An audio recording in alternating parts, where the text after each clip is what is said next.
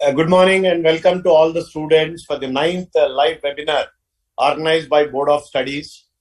Today's topic, all of you know that it is GSTR 3B, clause by clause analysis. First of all, let me appreciate the entire council and especially the Board of Studies for operation, considering the practical views that is taking up, where students need a knowledge of all the practical aspects. So this webinar was being introduced. And successfully, this is the 9th week we are going with. So I need to appreciate the entire team of BFOS for taking out their time on Sunday and organizing such an event for the student. And it is the students' motivation. The participation from the students has encouraged us to make sure that we have a participation increasing on week basis. And now that the number of participants have increased, I request all of you to share the details of these courses among your friends and make sure that the participation further increases. And today we have with us my council colleague, Mr. Gyan Chandra Mishra.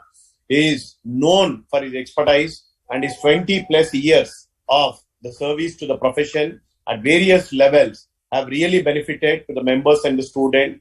We also have with us today's eminent speakers, Yogesh, whose name itself is sufficient to know about the GST. And we have one more expertise speaker with us. He is Mr. Divyang Shah. So I request all the students to kindly take advantage of this situation, get the inputs from the speakers. In case during the session, if you have any doubt, you can please ping in. The speakers are going to address as much as possible, or in any other case, if certain because of the time constraint, if questions are not addressed, we'll get back to you or mail. So with this, now I request our guest today, Gyan Chandra Mishra, to kindly give his valuable suggestions to the speaker. Welcome, Gyan Bhai. Thank you, Mupala Bhai.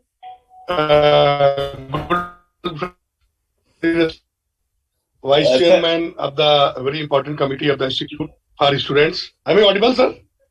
Yes, sir. Yeah. Okay. So, very respected Vice Chairman of very important committee of the Institute for Students, my good friend Sridhar Mupala ji, Central Council member, and of course, very learned speakers on the topic, Yogesh ji and Shah Sahab, and officers of the Institute, Kapil ji. Friends, we all know that Institute is entirely working for the benefit of the students at large. In the series, this is first time I think that the Institute is and the committee is working in this direction to provide such valuable seminars and webinars for the students at large of the country. I have seen the type of speakers, the type of program the committee is bringing in, that is really students at large. The program being organized today is of utmost importance for the students at large to have the insightful of the taxation and part of it. Friends, I'm sure that our learned speaker Yogesh ji and Divyang ji is going to deliberate on the topic in length, and it will be beneficial for all of the students of the Institute. This is the time to learning of the students of the Institute, and we have to upgrade ourselves in depth knowledge of the subject matter, the practical exposure, and the good training skills. That is really needed for the students to come up to the expectation of the profession and society at large. I will not take much time as our learned speakers are here and we are here to listen him. I congratulate and compliment the committee for having such wonderful webinars in the interest of the students at large, and especially to Mupala ji and Sansia Sushil Bhai for taking such wonderful initiative for the cause of the profession. Thank you, Mupala ji and the committee. Thank you. Thank you, Gyan Bhai, for sparing your valuable time on Sunday. And as we know that all the council, anything for the students, we always stand first for that. And now, I request the learned speakers to kindly take forward the sessions. Thank you very much. Thank you, sir. Thank you, sir. Now, I'll hand it over the session to C. Divyang Shah ji, who is a practicing chartered accountant and a main practice in the appeal since 2010. He has served as a member in different committees at the Ahmedabad branch of WIRC and had experience as a faculty as a certificate course conducted by the institute. He has also served lectures to income tax officers, inspectors, and different forums of income tax departments, which is also known as the Direct Tax Regional Training Center. He is also a former visiting faculty at B.K. Majumdar Institute of Business Administration as a Ahmedabad University. Now I handed over the session to Divyangsha ji. Sir, session to you. Thank you. Before I may start the session, obviously I need to congratulate to all the elected members and all the other committee members who are doing a wonderful job, because I think lots of time we had a mindset that this is a limitation that we cannot have the physical meeting. But not having the physical meeting itself is an opportunity. That is what mindset carries by all the elected members, and they have created this opportunity by having this virtual kind of seminars. And by this fashion, everyone can attend anywhere, because nowadays smartphones are very easily available. So with this brief note in the absence, I would like to first of all congratulate to our Honorable President of ICI, CA Dr. Debashish Mishra, our Vice President of the ICI, Aniket Talati, obviously who is our Chairman of the SSC Board, BOS of the CA Shishil Kumar Goyalji, and obviously Vice Chairman of SSC Board of BOS, that is a CA Sridhar Mupalaji. Again, congratulate with this initiative, and with this brief note, would like to directly move on to the topic for the day. Now, can I'm just marking myself as a pin, so I would be there on the screen. Is it okay? Yes, sir. Okay, then great. Okay, we will have the very easy conversation. My request to each and every participants over here, that if you had any query, post the same in the chat box, which is available in the live webcast. At the end of the session, we will resolve it. Whenever you are posting your query over there, please make sure your query is much specific and giving all the facts. Otherwise, at the end of the session, we won't give you the answer properly if the query is not proper. That's what our limitation. And at that time, we have a lots of queries, so we have a limited time. So we may not ask you to frame the query again. This is the first thing. Now, topic is the practical aspect of the ITR 3. Before I may start the session, I would like to recall my practical exposure to filling of the ITR form. That is somewhere in the 2006. At that time, we were used to have the ITR form, the physical form, and we need to fill up that form individually. So we need to say yes or no. So whenever we need to put a yes or no, obviously there will be question mark that what is this clause saying to us, what they are asking to us. So we had always a query. Because of that query, we had always need to read it or need to ask our seniors. Seniors are not available always because of these tiny queries. So we have to read that. Because of these tiny habits of reading the provision for each clause, we were thinking that is too problematic. We need to read so much thing. So many problems are there. But that problems were there at that time. Because of that problems, because of that reading, we are knowing all the clauses very much clearly. Let me put the something minus point of the softwares or the Excel utility given by the our income tax software, or now JSON file is created. The limitation of this easiness is that we don't know what is going in the ITR form, meaning thereby are you liable, are your client is liable for the maintaining books of account 44 under section 44 AA. Have you read this clause? No, because by default software says yes or no. For example, are you liable to get your books of accounts audited? If you fill up the information in turnover, which is below 1 crore, it will automatically be no. So you are not aware that what forms actually filled up by the software. So before I may start still the session, one should refer the ITR form every time at your initial articleship whenever time permits to you and workload is less. This is my humble request, and in this session also, we will refer the ITR 3 itself, which will give the lots of questions, and I'll give the answer as far as possible. Done? So with this brief thing, let's move on the topic. Okay, first of all, ITR 3. Okay, ITR 3, when it is applicable for individual and HUF if they have the business income. So, okay, done. So from where I get these details? If you open the income tax site, if you try to download the ITR 3, over there it is clearly mentioned that this form is applicable in this kind of scenario. Try to understand two things. One thing, what you understand from this session is the knowledge. That what is the knowledge when ITR 3 is applicable, that is knowledge. Now second thing, what you need to learn over here, source of the knowledge. Meaning thereby from where this faculty Divyang Shah got to know this information. If you know the source, by tomorrow or day after tomorrow or any time in the life, you can refer that source and you can again relearn yourself. Am I clear? Again, I'm repeating, you need to understand two things. That first, what is the knowledge? I cannot impart all the knowledge into the 2-hour session. Let me put the limitation in a more broader way. If I teach you the 100 hours or maybe 200 or 500 hours or throughout the year, still I cannot impart all the knowledge to the seminars.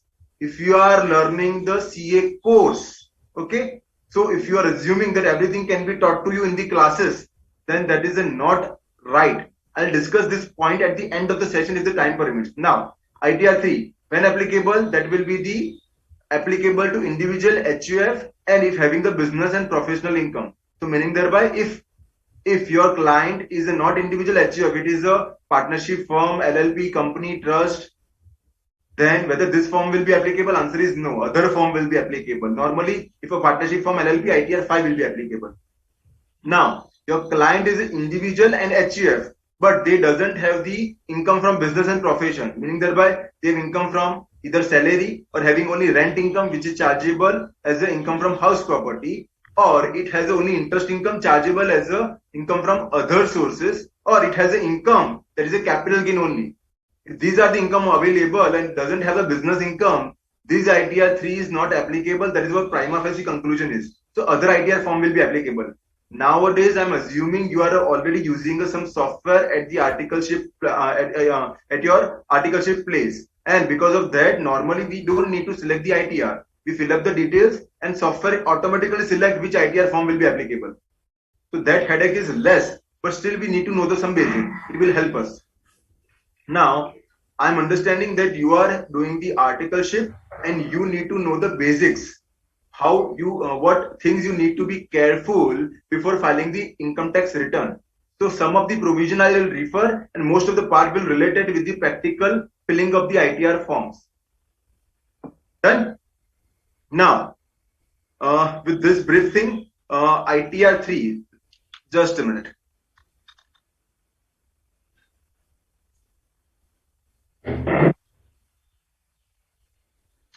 Okay, so second aspect, when ITR 3 will not be applicable, if you refer ITR 4, it is clearly mentioned over there, if it is a income, if it is an individual HUF having an income from 44AD or 44A or 44ADA, then ITR 4 will be applicable.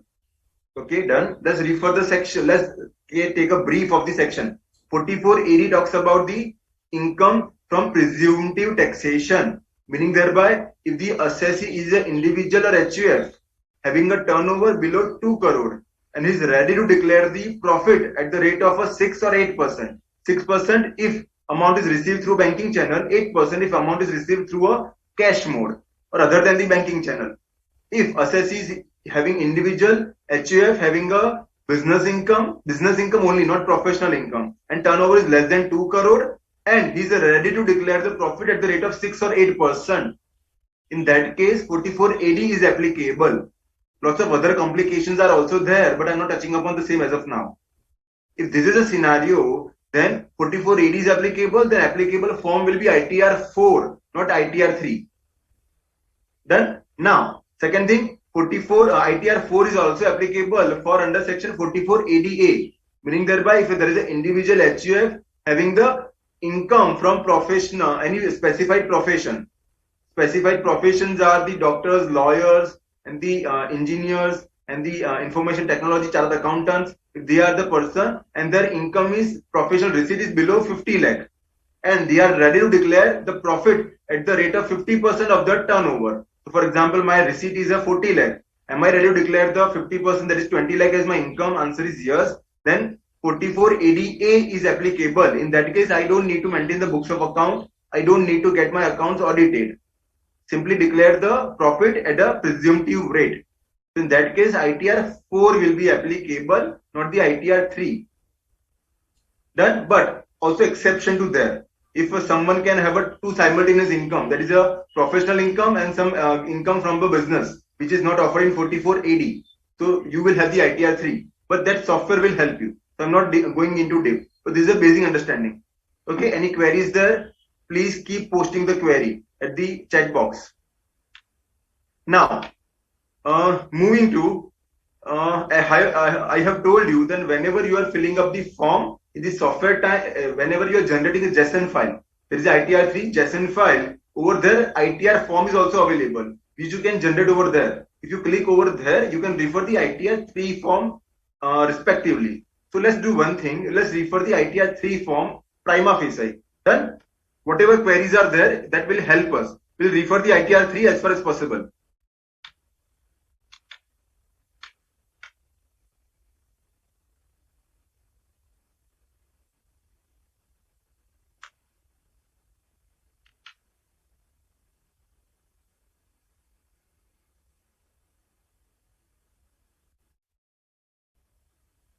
Is the screen is visible? Great. Moving to next. Yes, it is visible.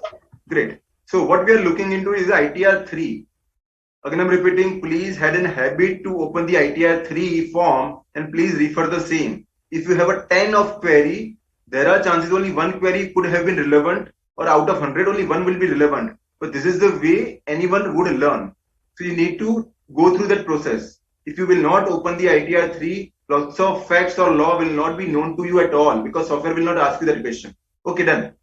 We are referring ITR3 form applicable from assessment 20 to 23. Now, from where this form is available, simply go to the income tax site, go on to download site. Over there, different ITR form PDF files are available. You can download from there, or you can generate from your software also. Okay, these are the first name, middle name, last name, PAN number, address. This is the Aadhaar number, country, residential, mobile number, email address to filed. Just a minute. Let me. Okay. Okay, done. Okay. Under. Just a minute. Let me put this on. Great. Okay. So, first of all, under which section you are filing the form ITR? Under section 139(1), that is before the due date. If you are after filing the due date, there will be section number 139(4). So, if you are filing the ITR3, I'm assuming there is no audit as applicable. So, due date will be 31st of July. So, 139(1) will be applicable. If you are filing the form after 31st of July, then it can be filed only up to 3 months. That is 3 months before the end of the relevant assessment year. So in that case, section will be 139 subsection 4. That is a belated return. So that section will be applicable. Ideally, if you are filing the return after due date, software will automatically select this date. This section 139(4). So you need not to tick mark in the software. Okay, done. Once you have filed the return, and after filing the return, there is some mistake, error or omission has left, which is a mistake apparent on record, which is a error or omission there in the return. Can you revise the return? Yes, that is a section 139 subsection 5. This return can be revised only up to 31st of December 2022 for assessment 20 to 23. Now this is some related transfer pricing 1192B. Now what is this section? I'm just giving a brief. If once your time limit to file the revised return or a belated return is expired, then after can you file the return? Answer is no. But under section 119(2)(b), a power is given to CBDT that they can condone the delay in filing the return. If you have made an application to CBDT or Commissioner of Chief Commissioner and they have condoned the delay as per the separate circular they have issued, then if they have condoned the delay, then after you can file the return by selecting this section. Done? This is very rare. Now, what is the section 139(9)? If you are filed the return under this section, then after CPC Bangalore has issued the notice that your return is defective, please rectify this defect. And if you are filing return in response to that defect, this section will be selected, that is section 139 subsection 9. Again, I'm repeating, if you are filing from software, you need to select this section, otherwise they will not, software or income tax site will not allow you to rectify the defect. Now, sometimes we have not filed the income tax return at all, and without having any scrutiny, income tax officer can ask you to file the return by issuing the notice under section 142(1). If that is the scenario, if a notice is issued under section 142(1), then you need to select this box. and then after you can file the return. If there is a two kind of scrutiny, the normal scrutiny assessment under section 143(3) and there is a reassessment under section 148. If reassessment is initiated under section 148, then department also asks you or your client to file the return under section 148. In that case, by selecting this box, you can file the return in response to notice under section 148. Am I clear? So I'm just giving a brief. Section 139, subsection 1, normal return for everyone before the due date. If your assess is liable for the audit, the due date will be the 31st or 31st of October. Before 30th September, you need to file the tax audit report. If after due date, you need to file the return, it will be the 139 subsection 4. That is a bill dated return. For that also time limit is there. Now section 139 subsection 5. That is the revised return. Meaning thereby if you have filed the return, there is some error or omission has left. You wanted to revise the return, you can select this box. Now 92 CD, it is in context of transfer pricing. 119 2B, if your time limit to file the return is expired, all the time limit, but you have made an application to CBDT Chief Commissioner or a Commissioner for condoning the delay in filing the return, and they have condoned it by having a separate order, then you can tick mark this box and you can file the return. 139(9), that is the return required to be filed because CPC Bangalore has said that your return filed earlier is a defective. Rectify this defect. 142(1), officer will issue the notice because you have not filed the return. An officer will issue the notice that please file the return. Then you need to check tick mark this box. And 148 is a response to the reassessment. You need to file the return. Now, have you opted for a new tax regime under section 115 BAC and file form 10E in assessment 21-22? Yes or no? Which form we are referring is the assessment 20 to 23. Now, let me put another thing. If you are only filing the return from your software will ask you whether you are opting for 115 BAC. If yes, they will file under section 115 BAC. What is a 115 BAC? Now, before 2 years, Income Tax Department has brought us some different scheme. Under normal scheme, if you are going, then you can claim a deduction under chapter 6A. You can claim a different exemption for salary. It is a different exemption or different exemption are there. And you can also claim the additional depreciation. Now, these are the normal provision if it is applicable. Now, if you wanted to go for 115 BAC, then in that case, your slab rate will be decreased. Slab rate is, for example, normal slab rate is up to 2.5 lakh 0, 2.5 lakh to 5 lakh, it will be 5%, 5 lakh to 10 lakh, it is the rate of income tax is 20%, and 10 lakh and above, it will be a 30%. But if you are going for 115 BAC, then rate of tax will be up to 2.5 lakh, it is a 0, 2.5 lakh to 5 lakh 5%, 5 lakh to 7.5 lakh 10%, 7.5 to 10 lakh it is a 15%, 10 lakh to 12 lakh 50,000 it is a remain next slab, and 12 lakh to 50,000 next slab. This is the way taxation will be there in income tax. If you are going for this 115 BAC, but you need to file a form 10IE before filing the income tax return. Okay, if you once have filed that, it can be carried forward to next year. This is the basic of the thing.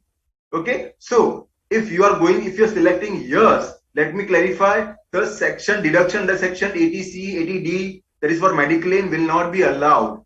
If your client is an employee and claiming a HR exemption or a transport allowance exemption, that will not be allowed. If your client is an assessee having the business income, then additional depreciation will not be allowed. So these are the minus points. So ideally you need to verify which option is beneficial, and accordingly you need to go for the same. Done. Some conditions are also there. Once you are opted for this 115 BAC, you cannot opt out, and if you opt out, you cannot go again for a few years. This is some conditions are there. I am not going into that condition. Done. So this is a 115 BAC. Again, if you still had a query, what this section 115 BAC is there, simple thing, open the section and start reading the same. Believe me, at the first or second or 10 times, you may not be able to understand the complete provision. But whatever you are able to understand, that is relevant to read and understand. Okay, going to next. So this is a B. BI is done. Okay, now the most IMP thing. Please refer the clause, this C number. Believe me, not students, even a chartered accountant who had experience of 5 years, 10 years, 20 or any number of time, there is an amendment. Lots of amendments are there. If you don't open the ITR form, you would not know if this clause is applicable. Okay, I'm reading that clause. See, are you filing a return of income under 7th proviso to section 139(1), but otherwise not required to furnish return of income? How many can recall that there is an amendment through 7th proviso to section 139(1)? If I had taken all the session for every year for all the amendments since last 10 years, still I cannot recall all the amendments. So this is relevant accordingly. If yes, please furnish the following information. Meaning thereby, what this section talks about, if you are falling into 7th proviso to section 139(1), though you are not otherwise required to file the return, you need to file the return because of this 7th proviso. What are the conditions? Now, I'm reading a C1. Have you deposited amount or aggregate of amount exceeding 1 crore in a one or more current account during the previous year? So once your client had deposited cash which is more than 1 crore in any previous year, doesn't matter, otherwise is not liable to file the return, but because of 7th proviso, he is liable to file the return. Second, have you incurred expenditure of an amount or aggregate of amount exceeding rupees 2 lakh for travel to a foreign country for yourself or any other person? So meaning thereby, if your client has traveled outside India and incurred expenditure more than 2 lakh, then he is required to file the return, though otherwise is not required to file the return. Next, C3. Have you incurred expenditure of amount or aggregate of amount exceeding rupees 1 lakh on consumption of electricity bill during the previous year? So out of 12 months, divide by 12.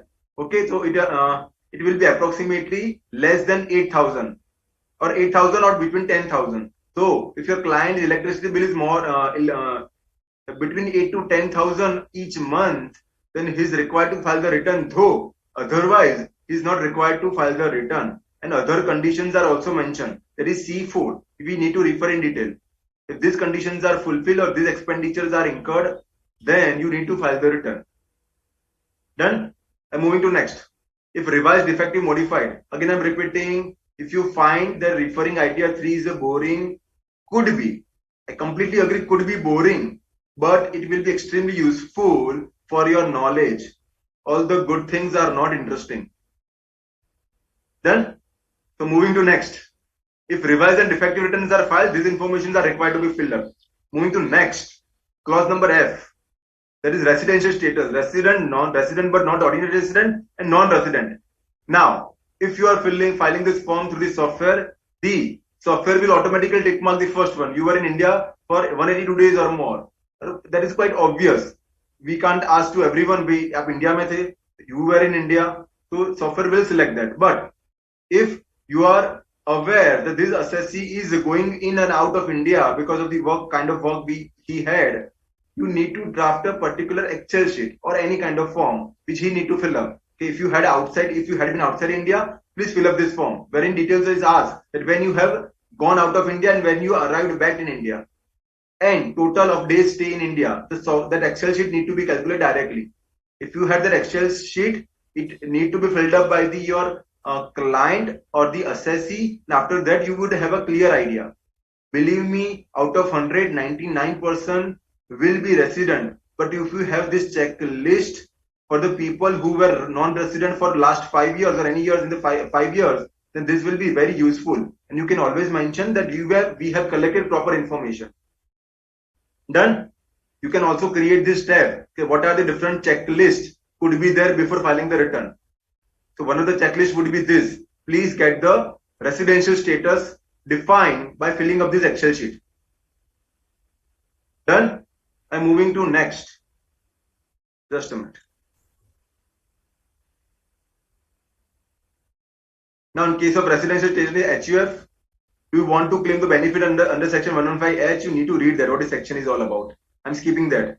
Have you read anytime this clause? Are you governed by Portuguese Civil Code as per section 5A? If your assessee is in Goa, then he could be governed by this civil code. And what are the benefits or the requirement? You need to refer that. But my request, please refer the ITR 3. If you are not reading this, you would not know if this kind of details are also asked in the ITR 3. Okay, is your returns are filed by the representative assessee? Normally, no one uses this. So I'm skipping the same. Okay, next. Important. Whether you were director in a company at any time during the previous year, if your assessee is a director in any time during the previous year in any company, then you need to fill up these details. Your software automatically select no. So that's why you need to open this, because there are chances some of your client or assessee are director and you need to fill up these details. Next, is your assessee is a partner in a firm? Whether you are a partner in a firm, if it is a partner, you need to fill up this information. If you will not fill up this information, software will automatically select no, meaning thereby the wrong information is going into ITR form. Next. Now, whether you have held unlisted equity shares at any time during the previous year. Now, let me take a slight brief. If any of assessee is holding the listed shares, need not to report over here. If a listed shares are sold, then we can get the capital gain report from the broker. I'll discuss this separately. So that is not to be worried about. But if your client or assessee is holding the unlisted shares, meaning thereby, for example, you have filled up these details. Your client is a director in a company. If he's director in a company, obviously he's holding the shares of that company, and that company would not have been listed in a 99.99% cases. So that things are required to be reported over here. Why department has started to collect this information? Because if it is the unlisted equity shares and the same shares are sold, then the same cannot be sold at any price. It should be the fair market value. If the unlisted shares are sold at not at a fair market value, then there are some other provision which are raising the deemed income in the hands of the director who is selling the shares. Because of that reason, they are asking for this information. So please be careful while filling up these details. And anytime if equity shares are unlisted sold, there are complex tax applicability is there. Then non-resident permanent establishment not discussing. I'm just discussing the relevant one. Now, this one. A1. Are you liable to maintain accounts as per section 44 AA? If answer is yes or no. So let me remind you of the provision first of all. If you open the section 44 AA, what are the provision mentioned over here? If any of your client is fulfilling any of this condition. First condition, his yearly income is more than 1.2 lakh or 2.5 lakh. This one of the conditions is applicable.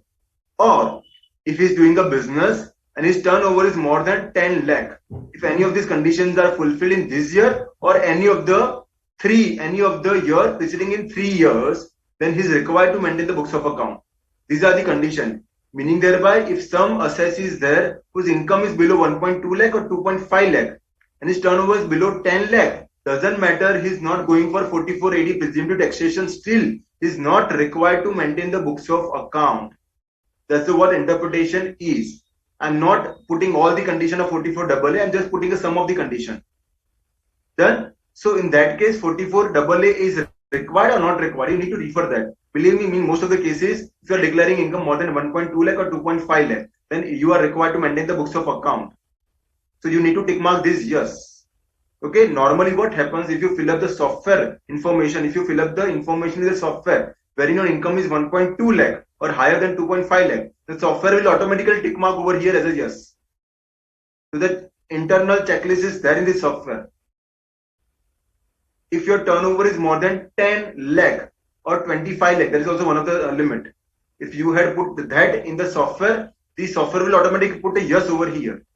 And then after, if a tick mark is yes, and you are not filling up the profit and loss and balance sheet, the software will pop you up that this information is required. Done? So checklist is there in the software itself. So you need not to worry otherwise. But this information is there. Now, second thing, are your assessee, whether assessee is declaring income only under section 44 AE, AB, B, BB, AD, ADA, BBA, the remaining section 44 B, BB, BBA are the section related with non-resident. So not discussing that. But if you are falling in this section, are you declaring the income only in this section? You can put a yes or no. Normally, if you are filling up the ITR 3, the software will tick mark the no, because otherwise ITR 4 will be applicable. But if you are filling this as a yes, if no, whether during the year total sales turnover gross area of business is between 1 crore to 10 crore, if your turnover is above, does not exceed 1 crore or does not exceed 10 crore, where you are falling in. So you need to tick mark over here. Accordingly, they will ask you. If you tick mark this in a software, accordingly they select the ITR 3 or 4 as well. So you need not to worry about the same. But if your turnover is more than 1 crore and below 10 crore, then if your cash receipt and cash payment aggregate, for example, my cash receipt is 5 rupees, my total receipt is at 100 rupees. So my cash receipt is a 5% only of my total receipt. Yes, then no audit is required, though my turnover is above 1 crore and below 10 crore. Am I clear? In context to that, they are asking this information. You need to tick mark liable for 44 AB. If you say yes, you need to file the audit report before 1 month before you file the return. And you need to fill up this information over here. Who is the tax auditor, membership number, auditor name, property registration number, and so on. And date of the report filed for the audit. Is that clear?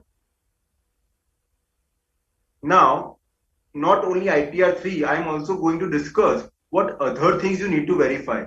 For example, verifying the Form 26 AS. Now, new statement is available. There is an annual information statement that you need to verify. Okay, and lots of information will be available from the EIS itself. That will help you to fill up the lots of ITR returns, if not falling in 3 or maybe 1 or 2. Done? You need to fill up the nature code, which nature of business is there. Now, this is the part A, balance sheet. You need to fill up the balance sheet part. I am not discussing all the points, obviously. You need to fill up the balance sheet. And only one thing you need to be careful, that total of our debit and credit sides are equal. Otherwise, there will be query. Yes? Now, lots of students ask me that lots of times there is a problem that in which head we need to classify the item. So whether we need to classify deposit or advance recoverable in cash or kind.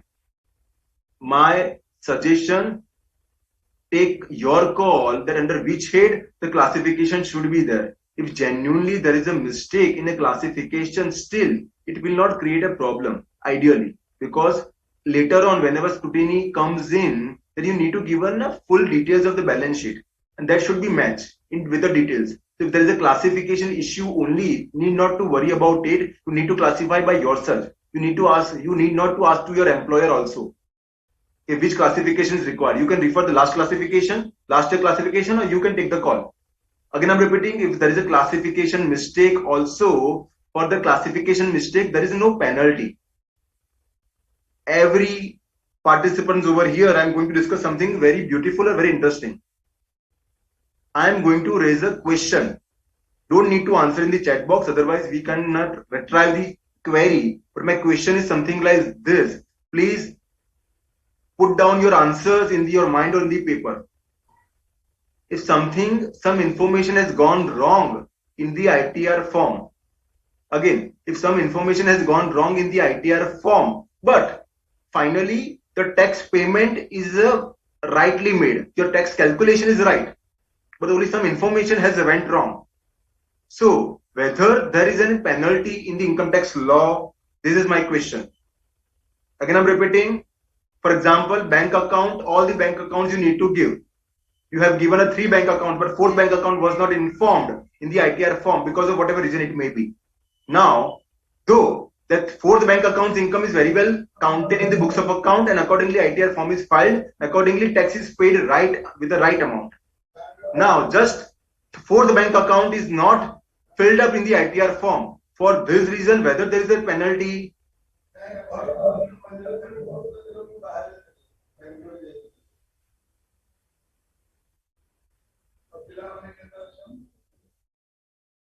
now, answer to this question is something like this. If some information has went wrong in the ITR form, but finally tax is paid right, then there is no penalties there in the income tax law. Not filing the return, there is a penalty. if a sum in filing a return, some income is not offered or there is an escapement of the income, so they can levy the penalty for not offering the right income or not paying the right tax. But not giving any information in the ITR form properly, there is no penalty at all. Meaning thereby, if they ask all the bank account details of the assessee and assessee does not inform to us that there are 4 bank accounts and we were there are only 3 bank accounts, so we give the only 3 bank accounts. 4th bank account details were not given, though account was written properly. So not giving the 4th bank account details will not give a rise to any penalty. Again, I'm repeating, doesn't matter there's a scrutiny or reassessment or whatever. Another one, for example, because of the mistake, some mistake, the applicable form was the ITR 3, but by mistake you fill up and you file the ITR 2. Though income is rightly offered and because of that tax is paid rightly. Then whether there can be any penalty for filing the wrong ITR form, answer is no. There is no penalty for filing the wrong ITR form. Still, I'm not saying you need to file the wrong ITR form because there are higher chances that your income will not be calculated rightly. So I'm not saying file the wrong ITR form, but just because form is filed wrong, there is no penalty at all in the income tax law. So you need to know this fact. Same way, if you classify any item in a advances recoverable in cash and not in a deposits, loans or advances, which is shown in the screen, and because of that reason, there is no penalty. So you need not to worry about that. You just need to worry about that income is rightly calculated and tax is paid at the right income tax rate. Is that clear? Hope that was useful. Now moving to next. So balance sheet, you need to fill up the balance sheet. Just a minute. Okay, you need to fill up the balance sheet. Now, second thing, you need to refer point number 6. In a case where regular books of accounts of business or professions are not maintained. Now, please be very careful. If you are filling this information, then above information are not required to be filled up. Now, if you are filling up this information, please be careful that your assessee is not required to maintain the books of account. If your assessee is required to maintain the books of account and still you fill up these details, obviously there will be notice of a defective return. Am I clear? Now, same way if you are having a manufacturing, you need to fill up this information. If you are trading, you need to fill up this profit and loss account. Trading a profit and loss account, these are the information. Just you need to make sure that profit and loss is matching with the profit what you offer in the PGBP. Profits, PGBP here, that is the profits or gains from business and profession. Clear? Long form, audit fee, other expenditures are there. At the last, there will be this one, profit after tax or profit, net profit before tax. Computation of presumptive business income is also there. Why this clause is also available over here? Because if you have the 44AD business income and you also have the other kind of business income, then you can have both the income simultaneously. One thing, or sometimes there are also chances if you have a capital gain, then ITR 4 is not applicable, ITR 3 will be applicable. In that case, if you have only a 44AD income but also capital gain income, so ITR 3 will be applicable. Okay, so in that case, that information of 44AD income will be reflected over here and you need not to fill up the balance sheet and P&L because what you are filling out is the 44AD. And if you are falling in 44AD, maintaining books of account is not required.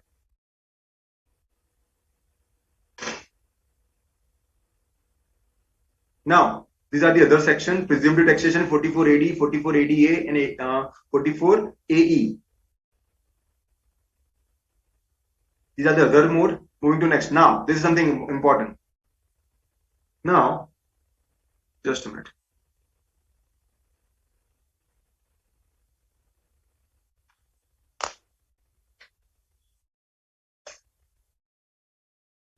Okay, what is the other information? I'm reading the in bracket information. Mandatory if liable for audit under section 44AB. For others, fill if applicable. Now, if your assessee is required for having the tax audit, these informations are mandatory. Done? So we will refer this later on. But before that, let's refer the other points. I'm putting a I'm stopping and not sharing the screen now. Give me just 1 minute.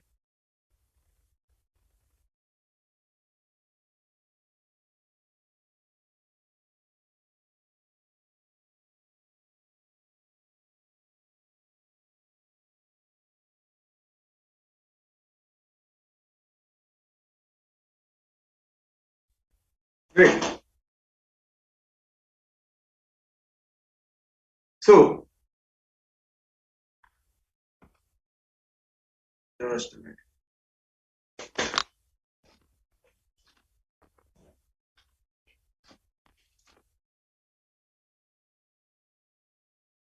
Okay, done. So, what we have learned in the session, first of all, first thing, if anyone would like to put down the points, you can mention the first point. Always try to refer the ITR3 form, not the JSON or utility. Second thing, always try to refer the different sections which are applicable after filling up the form, so you would know what is putting a yes or no. Second thing, always try to refer the original source. For example, which ITR form is applicable, that is always available on the income tax portal. Please refer the same. Your clarity will be higher as a student in a longer run. This will help you to solve the loss of query of the ITR form.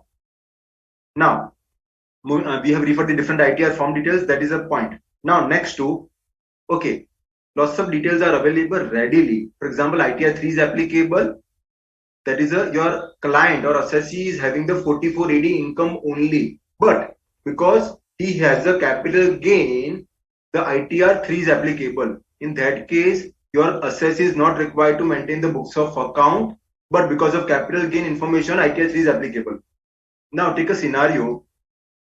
The client or assessee is having a lots of shares dealing, and the shares are sale of the shares, I'm assuming, will be taxable as a capital gain, because there is also contention that if lots of transactions happens in the shares, then it can be treated as a business income and should be offered as a business income.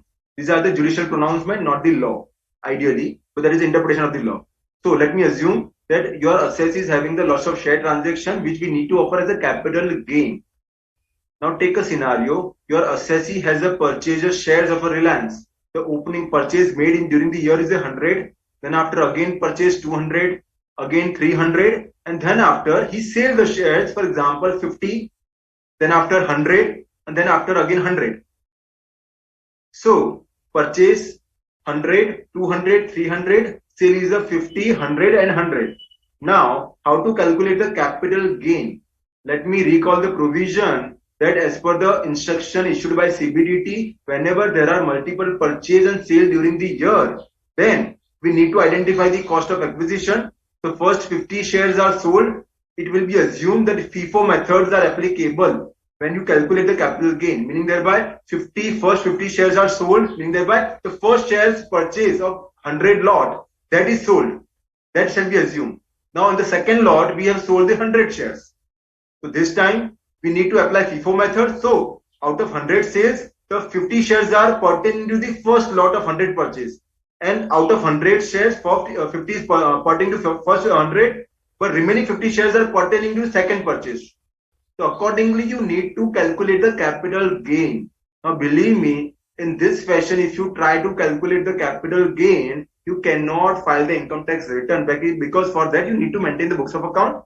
And after maintaining books of account, you cannot have this calculation from the software. So what is the solution of this thing? Simple thing. For example, your assessee has an account with the, for example, Sharekhan or Zerotha or any broker. The broker gives the information, that is a profit and loss account or the capital gain. So their software automatically calculate that what is the capital gain as per income tax provision perfectly. So they give a segregation, that is short term, long term. In the long term also, what are the chargeable, what is for example in long term there is a grandfathering clause is also applicable because of the amendment made in 2018. That is separate discussion, but everything will be calculated properly. So what you need to do, you simply need to approach to the broker wherein your assessee has to maintain the account for dealing in shares and ask for the profit and loss, because the report mentioned that profit and loss account, or ask for the capital gain report. Depending on the different broker, they may name it differently. And in that, you can identify that all the capital gain is perfectly segregated, perfectly calculated. And you need to offer the same simply. And you can rely on the same. You just need to observe or need to verify only one thing, whether all the brokers' informations are there, because there are chances your assessee having a multiple broker, having a demat account with the multiple broker. So you need to ask for all brokerage, the capital gain report from all the broker. Is that clear? Okay, now at the end of this discussion, I also share that how the report looks like of a different brokerage firm. Now, second thing, your assessee is having the also a shares or dealing in the mutual fund.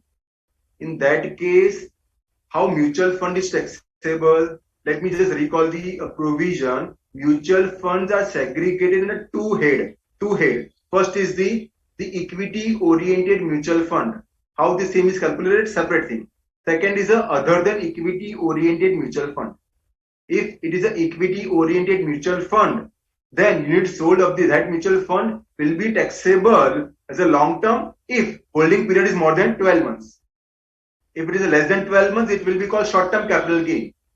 If it is a long term capital gain, equity oriented mutual fund, it is a long term, then it will be chargeable under section 112 or 112A. Meaning thereby, if it is up to 1 lakh of the gain, no tax is applicable.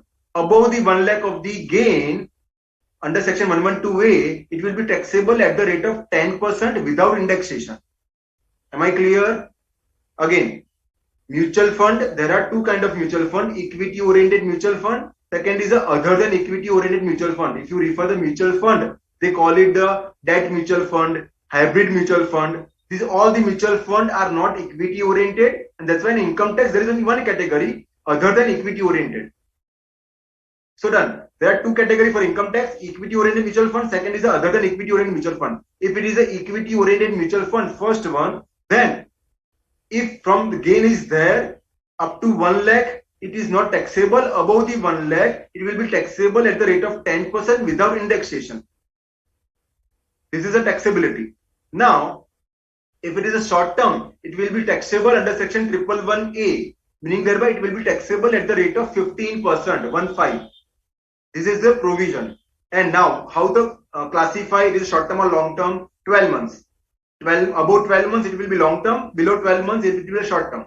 But you need not to worry about this, because whenever investment is there from mutual fund, you can also ask from the capital gain report for mutual fund, like a capital gain report for shares, and they make a super classification as per income tax. And all the calculation is perfectly made that what is a equity oriented mutual fund and what is a gain, and what is other than equity oriented mutual and what is a gain. It is short term or long term. Is that clear?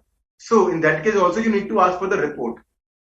Why I mentioned the different tax rate? Because if you fill up the information whether the same gain is taxable at the right amount, you need to verify, because software sometimes make a mistake, or we fill up the details in a wrong way and it is a taxable at the wrong rate.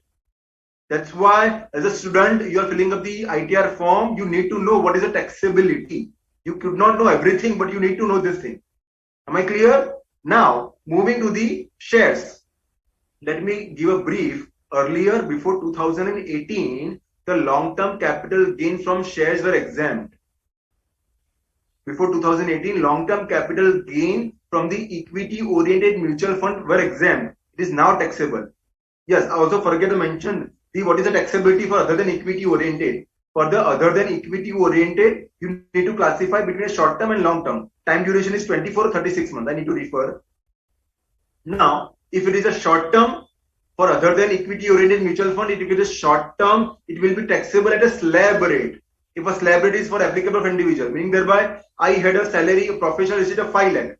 And my short term capital gain from other than equity oriented mutual fund is 2 lakh. So my income is 7 lakh and it will be chargeable at a slab rate.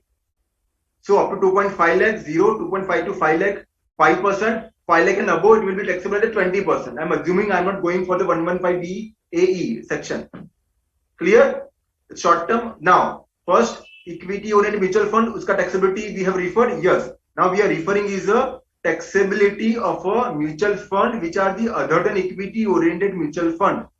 Out of that, short term will be taxable at a slab rate and long term will be taxable at a 20%, and over there a indexation benefit would be available. Done. So whenever you are putting the information in software automatically create the indexation. So what happens, software always asks for the cost of acquisition for each script separately. So I'm discussing that point separately, how to put all the information separately. Okay. Now again, taxability of mutual fund is done. Long if it is equity oriented mutual fund, long term it is exempt up to 1 lakh. Above 1 lakh it will be taxable at 10%. If it is equity oriented mutual fund, short term taxable at 15% under section 111A.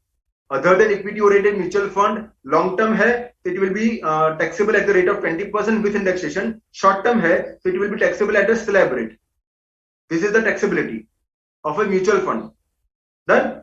Now lots of people have the query. Okay, sir, if our transactions are in a script or a client has made 100 scripts and have made a lots of transactions, so can we fill up the information in the ITR form? क्योंकि हर एक script का information है. रिलायंस का share purchase किया, जो cell किया था उसका कॉस्ट ऑफ एक्विजिशन कितना है, दिस है, सेल ये किया है, इस डेट को किया है, then after again Reliance was sold, तो again you need to fill up this information, this software. So my question which is asked by everyone, are we required to fill up the each transaction in the ITR form? Earlier it was not clarified. Now by circular, CBDT has clarified that you need not to fill up the each and every script wise information. You can simply put the final chargeability or one script wise. And as from my office, we always used to offer the final capital gain, which is very well calculated. We put the cost of acquisition as a 1 rupees. Can we do so?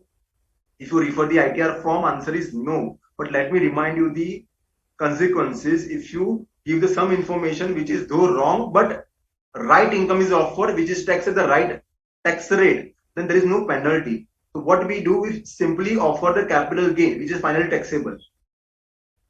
Under different section, like for equity oriented mutual fund long term, एक entry. Equity oriented mutual fund short term, एक entry. Other than equity oriented long term, 1 entry. Other than equity oriented short term, एक entry. The same way we put the information. So you need not to fill up the each and every information. Why I'm saying? Because CBDT has partially clarified that you need not to fill up the each and every transaction separately in the ITR form. Is that clear? Done? This will help you a lot, believe me. So if you wanted to note down some important points, please note down this is the points. For every time capital gain report, capital gain is there, please get the capital gain report from the broker or the mutual fund broker and offer accordingly. This is very much relevant. Done? So we have referred about mutual fund. Now taxability of the shares we have not discussed. Let's brief it out something. If it is a shares, then for every time shares there is a STT is required to be paid. So shares short term will be there, it will be taxable at the rate of 15%. Equity shares I'm talking about. If it is a equity shares and long term is there, up to 1 lakh it will not be taxable. Let me mention you 1 lakh limit is applicable for all the transaction taxable under section 112A, meaning thereby equity shares, capital gain from the equity oriented mutual are also covered by the same section. So for everyone it is a 1 lakh limit. So equity shares, long term capital gain up to 1 lakh no taxable, above 1 lakh taxable at the rate of 10%. Clear? Short term taxable at the rate of 15% under section 111A. You can mention this fact. It is very easy to understand in the this way.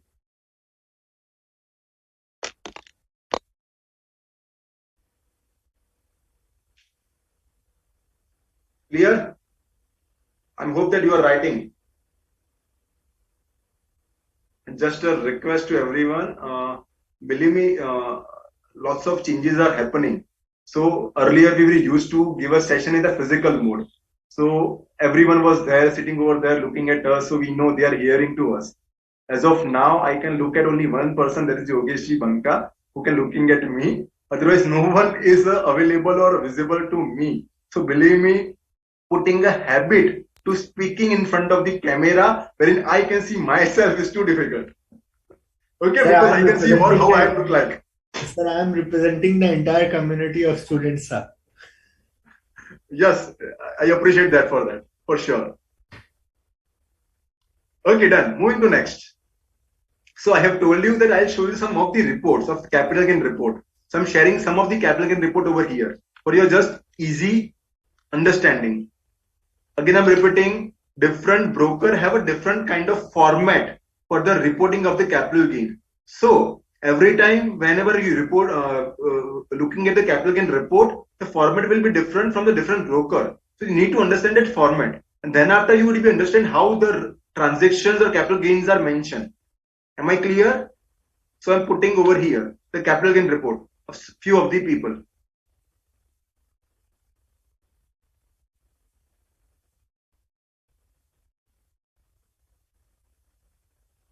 Just a minute, I'm opening the different report. The first report which I'm sharing with you is of the KIFS. I'm not able to recall the full name. KIFS is the broker, and that report they have given in the Excel sheet. So what I'm sharing with you is the Excel format. Just a minute.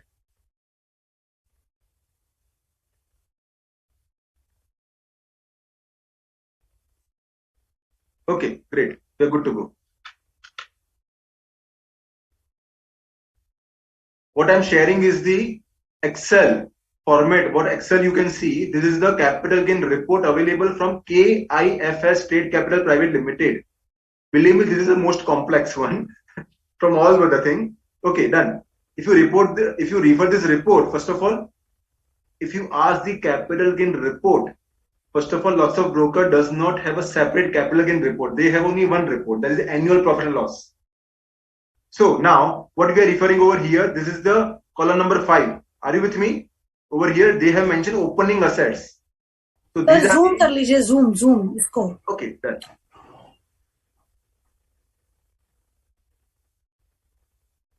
Okay, fine. Just a minute. Okay, done. So what we are looking in the report, this is the column number 5, opening assets. So these are the script name who are purchased but not sold. So ideally, if it is not sold, obviously capital gain will not be applicable. So all these things are irrelevant for us. I'm just waiting to have the second heading. Okay, ये page change हो रहा है, फिर से वही आ रहा है. Heading अभी तक चेंज नहीं हुआ है, ये रहा. ये अब यहां तक खत्म हो गया. Are you with me? यहां तक वो ओपनिंग असेट्स खत्म हो गई. Now from just a minute, I lost. This one, we were over here. 91. 91 is a short-term IPO. So if you had a short-term capital gain from IPO, it is mentioned over here. So this is mentioned over here, yes. Now what we are referring is that this is the purchase, the capital gain. You need to now go again, you need to refer the heading again. So ideally, this is the capital gain amount. 14,000 and 21,000. How you can verify? You need to again refer the report. Maybe I could be wrong. Huh? Sorry, that was sale price. What is the profit and loss is here? Column number E. So column number E is a 6793. So from IPO of a EU small finance bank, he earned or she earned 6793. From a IPO SBI, there is a loss of 450 rupees. So what is the total amount? The total is not mentioned. Yes, it is mentioned, not mentioned over here. So you need to have a total separately. Now, short term, but not from IPO. So that is given only one script. There is a Morepan Laboratories Limited. From there is a short term capital gain 298. So if a report is not giving a total, you need to make a total separately. So these are the short term. Both the IPO or not IPO, both are taxable at the short term capital gain. Visible? Yogesh ji?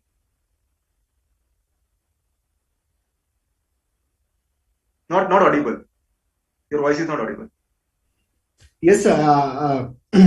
This 6793, which is the short-term capital gain in case of AU Small Finance Bank IPO.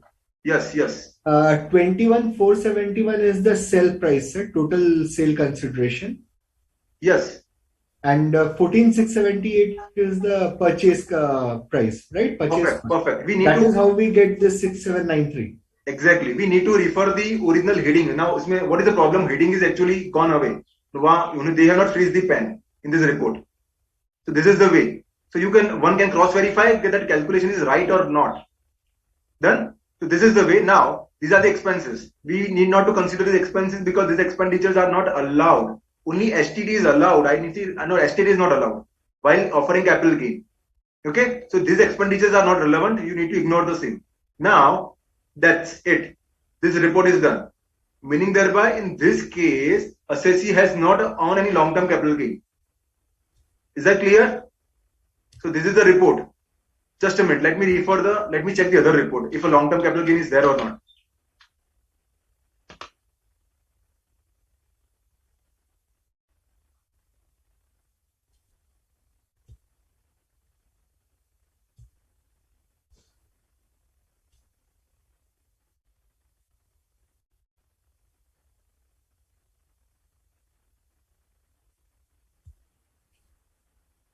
Short-term here.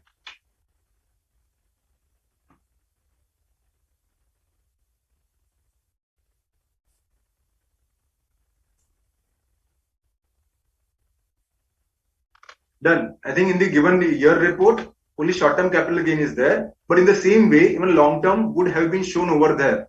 We need to refer accordingly. So what we have referred is the capital gain report of a KIFS broker. Now we are referring the report of another person. We are going for the Prabhudas. That report is available in the PDF format.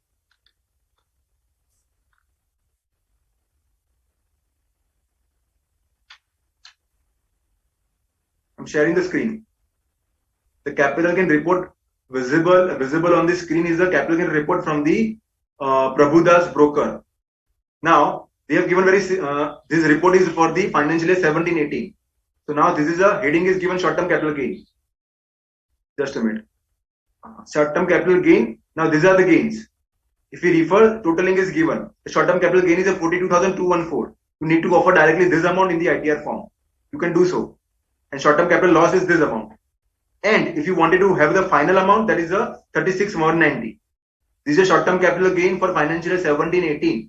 Now this is a long-term capital gain. Now if you refer this, these are all the equity shares only, because broker, they can have a transaction in equity share. So they are bifurcating separately. So these are the short-term from the equity shares. This is the long-term from the equity shares. Total gain is given over here. Net long-term capital gain is a 1,96,984. This is the financial year 17-18. In this year, I think capital gain was exempt. But whatever, now it is taxable. They are also giving the information for dividend. So now earlier dividend was exempt. So someone forget to offer as exempt income, it was not having any consequences. But now as dividend is taxable, we need to offer it as a taxable income. Dividend information is given over here. So total dividend earned is a 7863 only. Now this is the speculative gains. Something new. Let me mention you what is the speculative gains. If I am dealing in the shares wherein I don't take a delivery of the shares in my demat account, meaning thereby on the opening of the day I call my broker, purchase Reliance, and don't take the delivery because delivery comes after 2 days. At the end of the day, I also mention sale the same. So delivery doesn't come into my, whether shares are delivered in my demat account, answer is no. So this transaction wherein shares are not credited and debited in your demat account, meaning thereby the delivery is not taken by you and transaction is squared off. Squared off means you have purchased and sold, and whatever gain or loss is there, that is debited in your ledger account or cash account. So those transactions will be called speculative. Now, speculative transaction can be offered as a business income and can be offered as a capital gain also. So if it's speculative transaction, you can offer as a short-term capital gain from equity shares, because in this transaction also STT, that is security transaction tax, will be paid. If security transaction tax is paid, it will be taxable under section 111A. Am I clear? Done. Now derivative gains are there. These are speculative gains and these are derivative gains. You can also offer derivative gains as a short term, as per my interpretation, and also as a business income. Done. So this is the report. I hope that these reports are useful for the students. I cannot take the response. So Yogesh, I think you are the best person to judge this. Sorry, sir. I think this capital gain report, showing a capital gain report, will be helpful to students. Yes, very much, sir. This will give a practical approach to all the students who are attending the webinar. And because I understand. Helpful, sir. Yes, please continue. It is very much helpful, sir. It will give a practical approach to the students who are attending the seminar, sir. And one more thing, whatever person is there, he's having a job or having a no income or income from FD or house property, everyone is dealing in these shares, most of the people. And in the Gujarat, that trend is very high. Anyone is doing a job or not? Sorry? Thanks to Zerodha. I think you are the best person to judge for that. So everyone is doing a share, and believe me, if you will not ask that have you done the transaction shares or mutual fund, no one inform you. And if you ask it, there are chances that out of 10, 9 people are doing a transaction, or maybe 7 or 8. So you need to get this report. And now, from last year onwards, like a Form 26 AS, there is also new kind of statement. There is an annual information statement. If you refer that, all the capital gain transactions are visible over there, because now that is required to be reported by broker. Then how the same took place, I'll refer it later on. I'll try to cover from a basic also, okay, how the things are getting done, because I'm assuming you may not be aware of the provision as well. Done. Now let's refer the another capital gain report. What capital gain report I had is a prudent.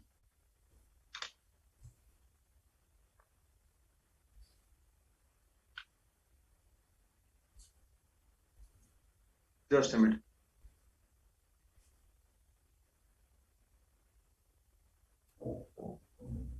Great.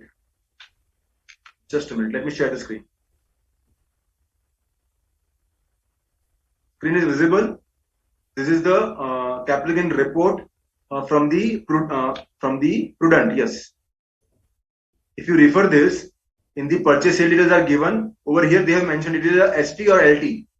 ST and LT means short term or long term. If it is a I or D, I means intraday, meaning thereby they are not taking the delivery. So it will be called intraday in their language. For us, it will be called speculative in the income tax perspective. And D means delivery. Whether delivery is taken, yes. Dividend amount is there, yes. But finally, no need to refer all this individual transaction, because they are giving a very finest summary at the end. What is the gain or loss, short-term capital gain or loss? What is the long-term capital gain or loss? What is the dividend amount?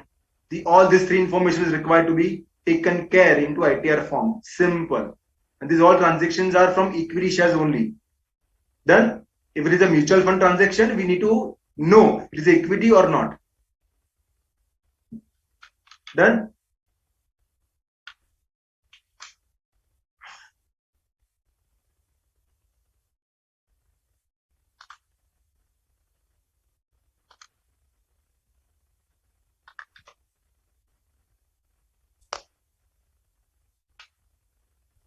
So that what we have referred is the capital gain report for equity shares from the broker. Now, one more thing. I have told you about the annual information statement. I'm just giving a first of all background. So we will be on the same stage. What is the Form 26 AS? First of all, you know, whenever, for example, Yogesh ji is making a payment to me of rupees 1 lakh as a professional fee.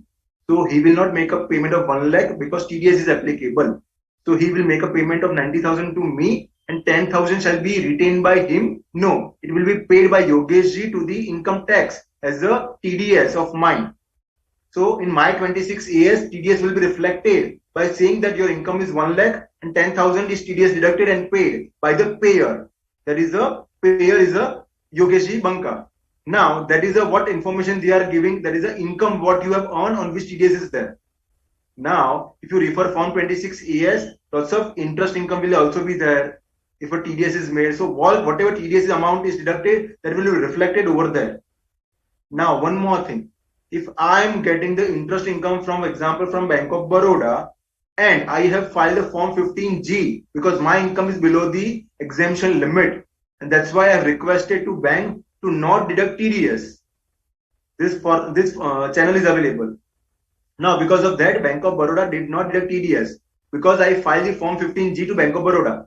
Now, that information, that how much interest is paid by Bank of Baroda to Divyang, that will also be reflected in Form 26AS, though TDS is not deducted. Now, that is also income which you need to consider.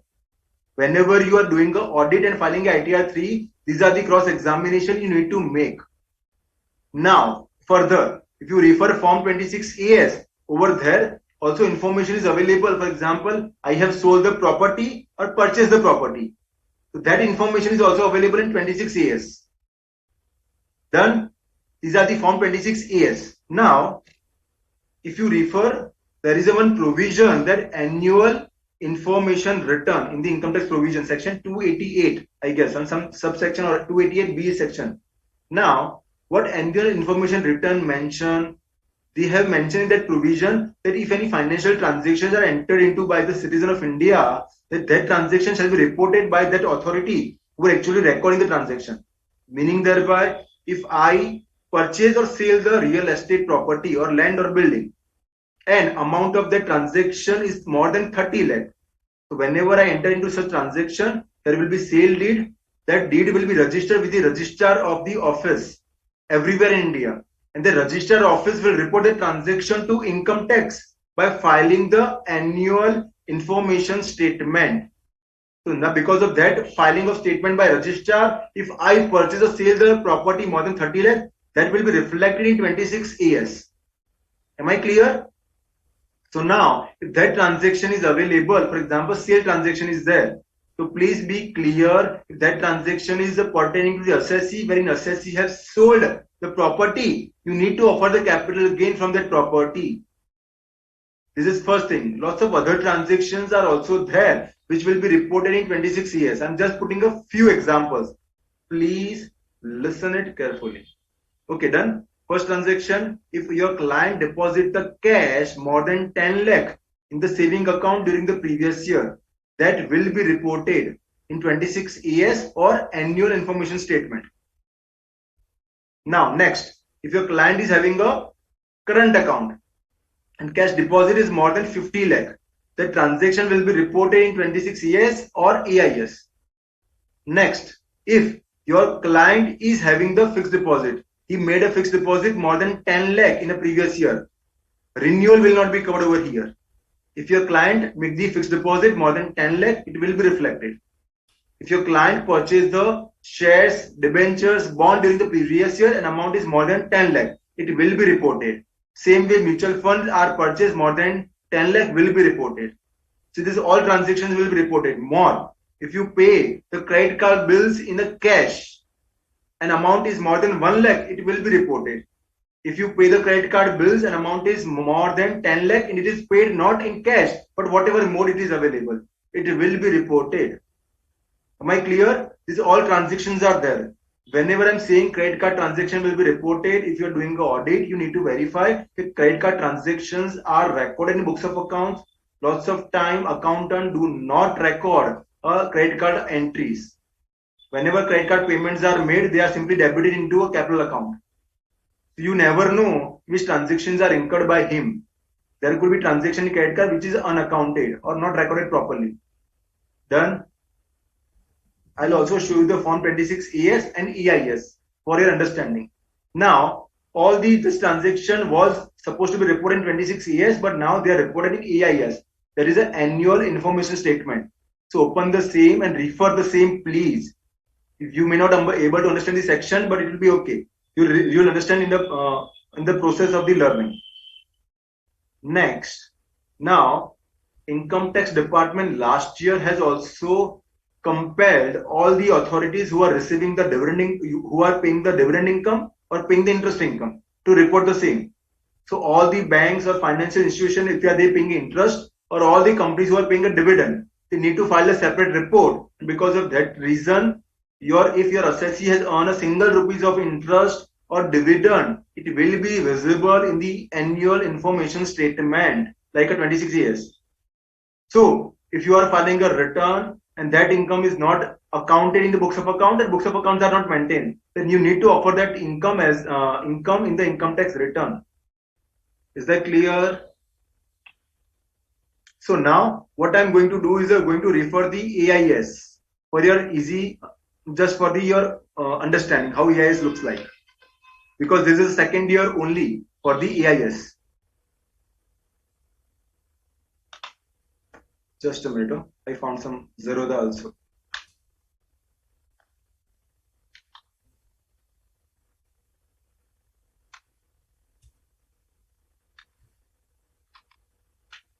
Shall I show the capital gain report from the Zerodha? Yes, sir. Okay, I'm sharing the same. Zerodha says the reporting is a good. There are chances that their software may be updated and reporting is improvised year by year. So what I'm showing is the prudent capital gain report may not be available in same format in today after 5 years, because my report is 5 years old. Just a minute.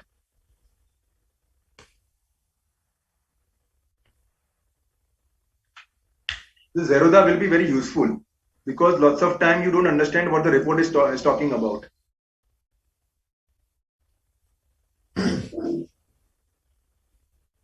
Is that visible screen? Yes, sir. Okay, done. So what we are referring is the different tabs are given. So Zerodha has given this way. First of all, let me discuss my journey about this. Whenever I don't understand any of the transaction because they are using a different terms, which is not used in the income tax, so I simply call the broker and understand the same.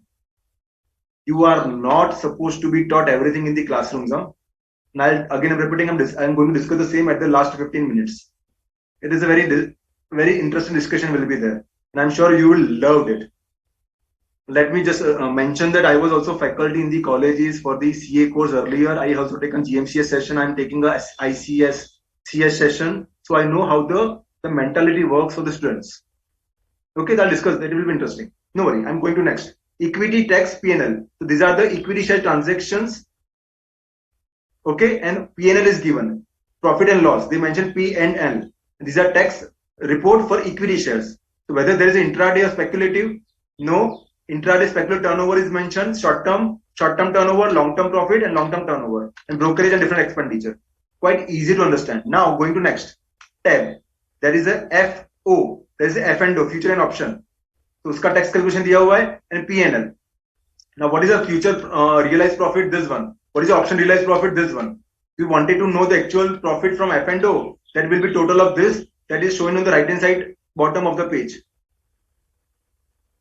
That is 37,582. Okay, so this is the profit you can offer as a capital gain. Okay, again I'm repeating, the F&O can be offered as a business income only, but I'm not discussing that litigated part because I'm assuming you will be guided by your employer who is a CA. Okay, done. So this is the future turnover. How to calculate turnover? Very debatable. Not discussing now. Different expenditures are there. Next, CDS. Let me accept it. I don't know what is CDS is. Again, I'm repeating, let me accept it. I don't know what is CDS is. That's the way the world works. You cannot be taught everything. You need to learn after 12 years or 15 years or 20 years at the time of retirement also. Because what we have learned is a service tax, excise and VAT. And what is there in the real world is a GST. Okay, so done, whatever. So that profit is given over here. No profit in CDS. COM. Again, I'm repeating, I don't know what is a COM is. I need to know from the broker. I'm sure some term must have some good understanding. Other credit and debit, not relevant.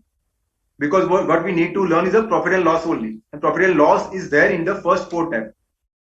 Clear?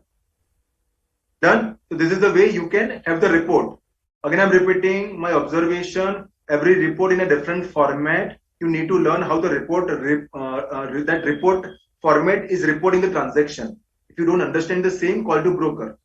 Are you a student or a CA? We all need to learn. Okay? And our limitation is there. We can learn from the reading only, which is available from the books.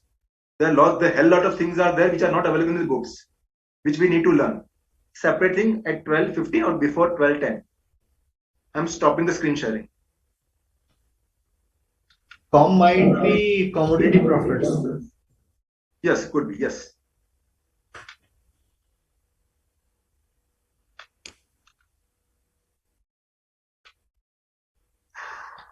Just a minute.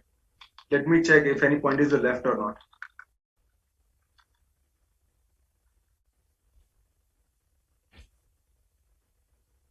just one more point I need to refer.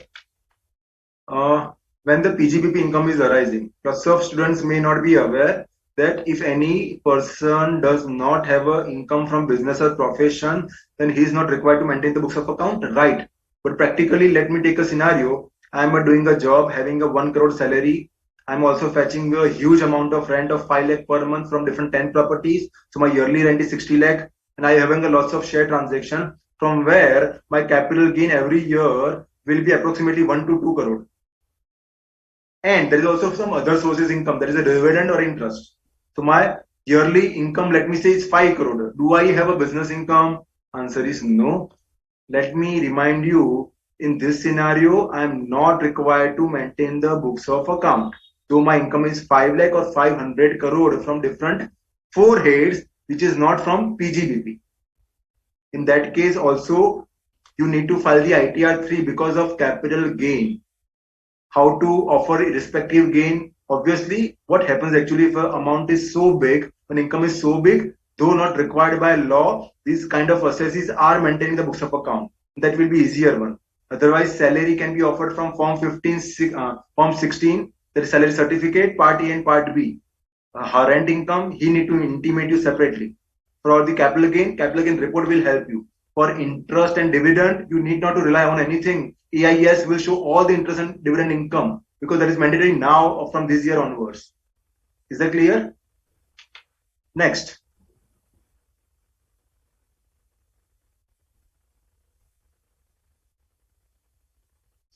Okay, done. How to file the income tax return? Some other points are there. So what kind of, basically you need to be careful. Let's go something basic things, okay, about the income tax returns. Income tax return, you open the software. Normally what happens if the books of accounts are maintained? So you open the profit and loss account. Profit is mentioned, that is a 5 lakh. So you need to first of all enter that net profit as per profit and loss account is a 5 lakh. Software software do give you the option. Then after you add back the different things which are not allowable as a deduction. Okay, so what could be not allowable? I'm just giving the few list. This could be huge. So first thing, whenever depreciation is claimed in the profit and loss account, please add back the depreciation. Why so? Because as per income tax, a block of asset system is there to allow the depreciation. So meaning thereby, if I had a different 15 machineries, then all the machinery will be added in a one block and 15% will be calculated. If I say the one machinery, then it will be reduced from the block. So whatever depreciation is calculated in the profit and loss account, it may not match with the depreciation as per income tax because of the block of system. So always add back the depreciation, and in the block you are filling the information. Depreciation chart will be available.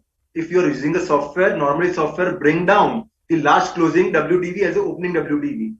So you need to fill up the only two details. Any addition is made in this year as a fixed deposit, fixed assets. If yes, you need to bifurcate whether that the same is put to use for more than 180 days, 180 or 182 days or less. So you bifurcate the same and automatically depreciation will be calculated by software. Am I clear? So these are the things you need to be careful. Whenever you add the fixed assets, you need to be careful under which head it is coming, which block. So for example, it is a building, 10% rate will be there. Plant and machinery, the hell lot of list is there, which is from 15% to 100%, but normally most of the assets are falling in 15% plant and machinery. If it is a laptop computer, it will be fall into a 40% earlier, which was a 60%. Then after furniture and fixture, 10% will be the rate. These are the three categories are there, and goodwill will be applicable for 25%. But now depreciation will not be allowed as per the amended provision. Clear?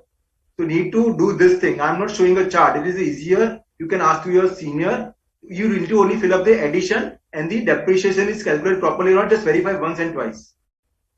This is the depreciation. So now where we are, how to fill up the ITR, basic few things we need to be careful.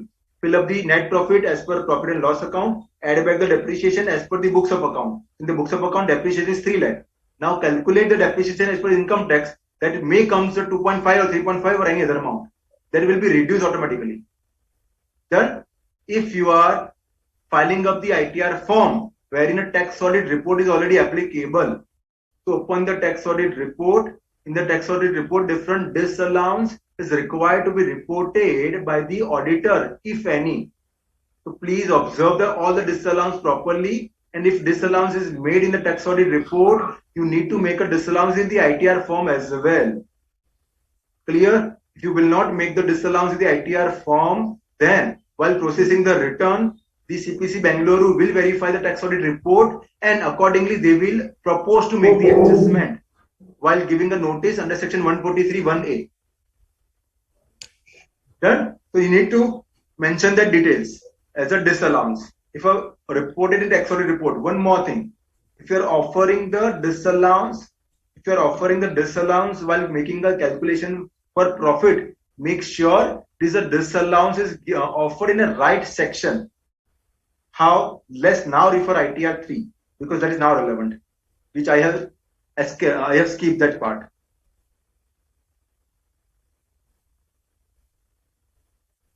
Okay, I think ITR 3 is now visible on the screen. Let me take a few sections which is very commonly useful. Just a minute.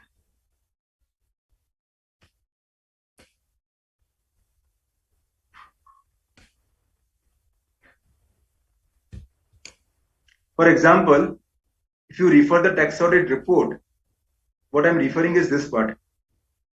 Point number 7, item number H, amount of any liability of a contingent nature. If any contingent nature of liability is there, that is not allowable as a deduction. If this amount is reported in tax audit report and you have disallowed that, but that disallowance is not made over here and that is not reportable over here, then what happens? CPC Bangalore would not know that you have offered the disallowance of contingent liability or not, and that's why they will propose the adjustment. So what is my request? Whenever you make a disallowance, please make sure that is reported in the right column over here. How to report in the right column? The different software have a different options are given. So please choose the option and now refer ITR 3. If the same is visible over here, if it is visible over here, your reporting, your software reporting is right. Not otherwise. I'm taking one more example. Yes, this is section. Now I'm referring point number 8, sub point number B, amount disallowable under section 40A(IA) on account of non-compliance with the provisional chapter 17B. Now what this section is all about? If your assessee has a make-up payment on which TDS was deductible but not deducted, but after deduction or deduction is made but payment TDS is not paid to government, and that expenditure is disallowable. Let me take an assumption that some amount is disallowable over here in this clause 40A(IA), and that is reported by tax auditor in his report. Now you need to report the same disallowance, same amount of disallowance, and that disallowance should be reported in the exact amount over here. For example, you disallow the expenditure in the ITR form, but that is not visible over here because you select some other clause, other disallowance, you mentioned that. Then CPC Bangalore will issue the notice. So please be careful about this. This is the most reason for having the notice for adjustment under section 143(1)(a). If the students are not know what is adjustment notice under section 143(1)(a), I'm just putting the basic provision over here. Listen me carefully. Now, whenever you file the ITR form, section 143 subsection 1 clause number A mentioned that CPC Bangalore will process the return and they can issue the notice for disallowance or adjustment. Adjustment means you have claimer, you have some incorrect claims, then they can issue the notice. Incorrect claims also covered some disallowance offered in tax audit report but not offered in the ITR. Different list is given, so that disallowance can be there. Hope that I'm clear. And so if there is this adjustment they wanted to make, what they do, they issue the notice under section 143(1)(a) and they ask your reply. And let me mention something negative. It doesn't matter what reply you file. In most of the cases, they make the adjustment because they have a very standard reply that your reply is you have not filed the reply or your reply is not acceptable. That's why we make the adjustment. Then, if they make the adjustment once and they issue the intimation after 143(1) and they make the adjustment, what is the course then after? The only course normally will be the filing the appeal. So that will be the worst part. Okay, done? Very true, sir. All communication related to 143 1A are falling into deaf ears. Yes, falling into? Deaf ears. Yes, true. So different disallowances are there. Let me put on all the reporting which you are referring from here. Again, I'm going to first method of accounting. Is there any change in method of accounting? 1, 2, 3. All these clauses are available in the tax audit report.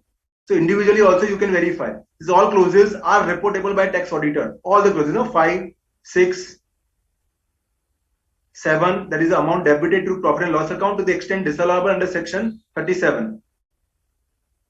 Point number 8. Everything, this all the reporting is there in tax audit report. So you can cross verify very easily up to point number 17. Clear? Okay.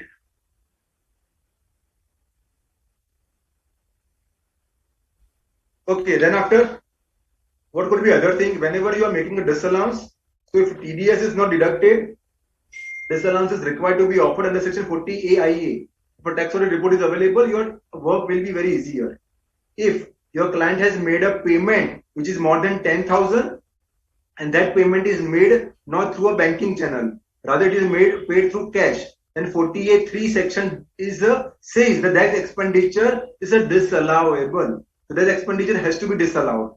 How you can verify? You can open the cash book and you can filter the transaction in cash which is more than 10,000 as a payment side.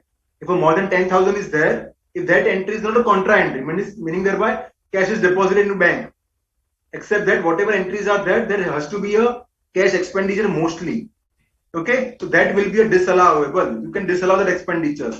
Then after 43B, that is any expenditure which is incurred but not paid before the filing of the return.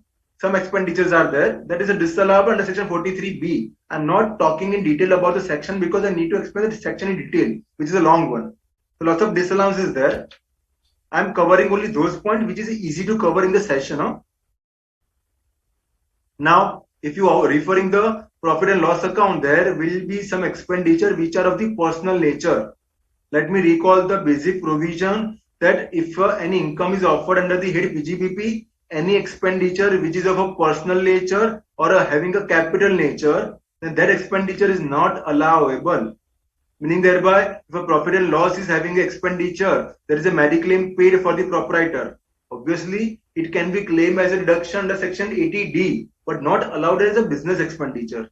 If a LIC payment is made, not allowed as a business expenditure, you can claim as a 80C deduction. For example, there is an interest payment for the housing loan.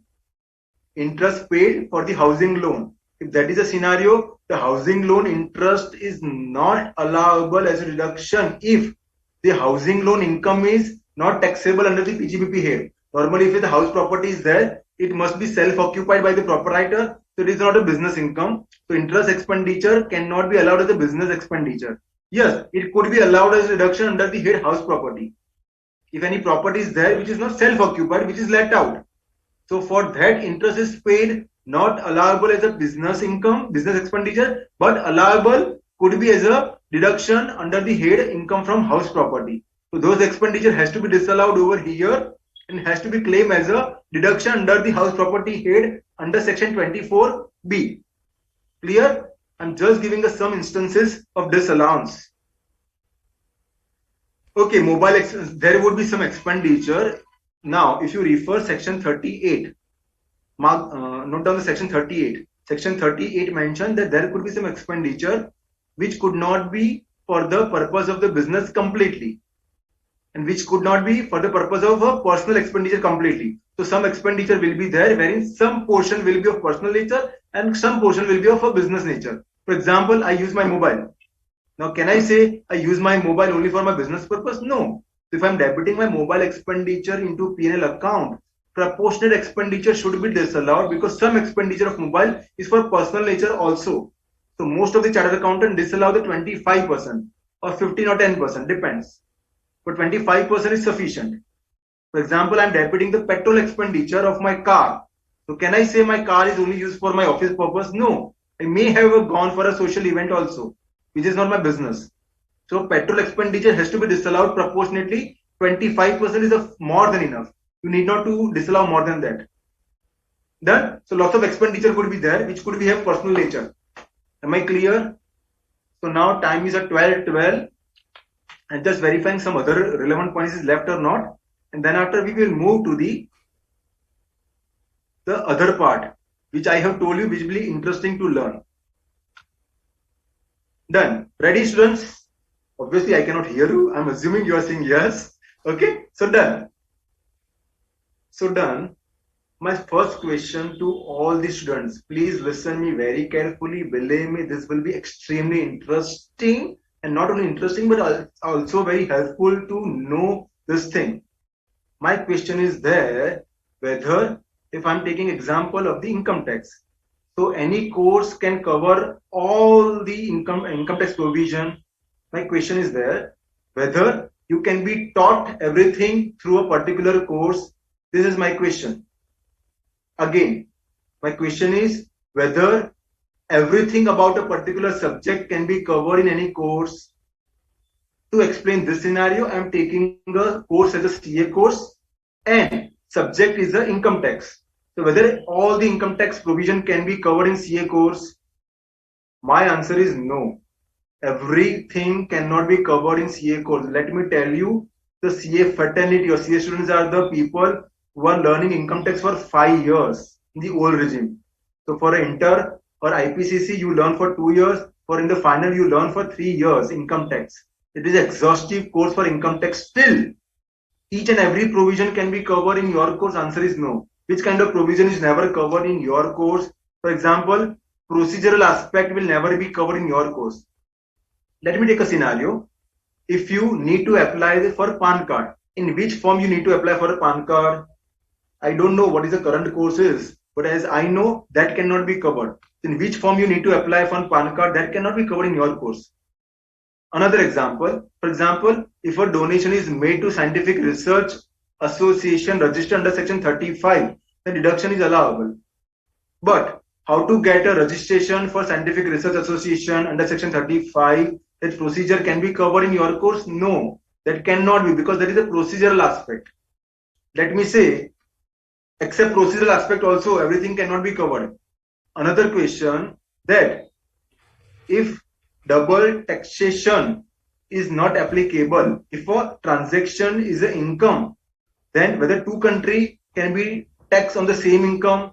For example, I have earned income from USA, I'm residing in India. Whether US and India both can be taxed on the same income which I earn in India? Answer is no. Why? Because there is a double taxation avoidance agreement is there with the USA of the India. Now that treaty can be covered in your course? Answer is no. Yes, double taxation avoidance agreement. Because of that, Section 90 mentioned that double taxation avoidance agreement will prevail over the income tax. But that treaty is taught to you in the course? Answer is that is not possible. So by all these examples, what I'm trying to convey is that everything cannot be covered in any course of a particular subject, or specifically all the provision of income tax cannot be covered in a CA course as well, which is highest exhaustive course. Then my friends, what I would like to mention is that whenever you are learning income tax over here, you are not learning only provision, but you also need to learn that how to upgrade your knowledge by reading. Meaning thereby, if I'll give you the Section 44 AA, can you read and understand the provision of Section 44 AA, that is maintenance of books of account? Answer should be yes. But problem is, if you are referring the secondary data or secondary material, that is a reference book or a notes given by the different institution or coaching classes, then those secondary data are quite easy to read. Because of that reason, if you refer the Section 44 AA, that is direct, it will be difficult to understand the section.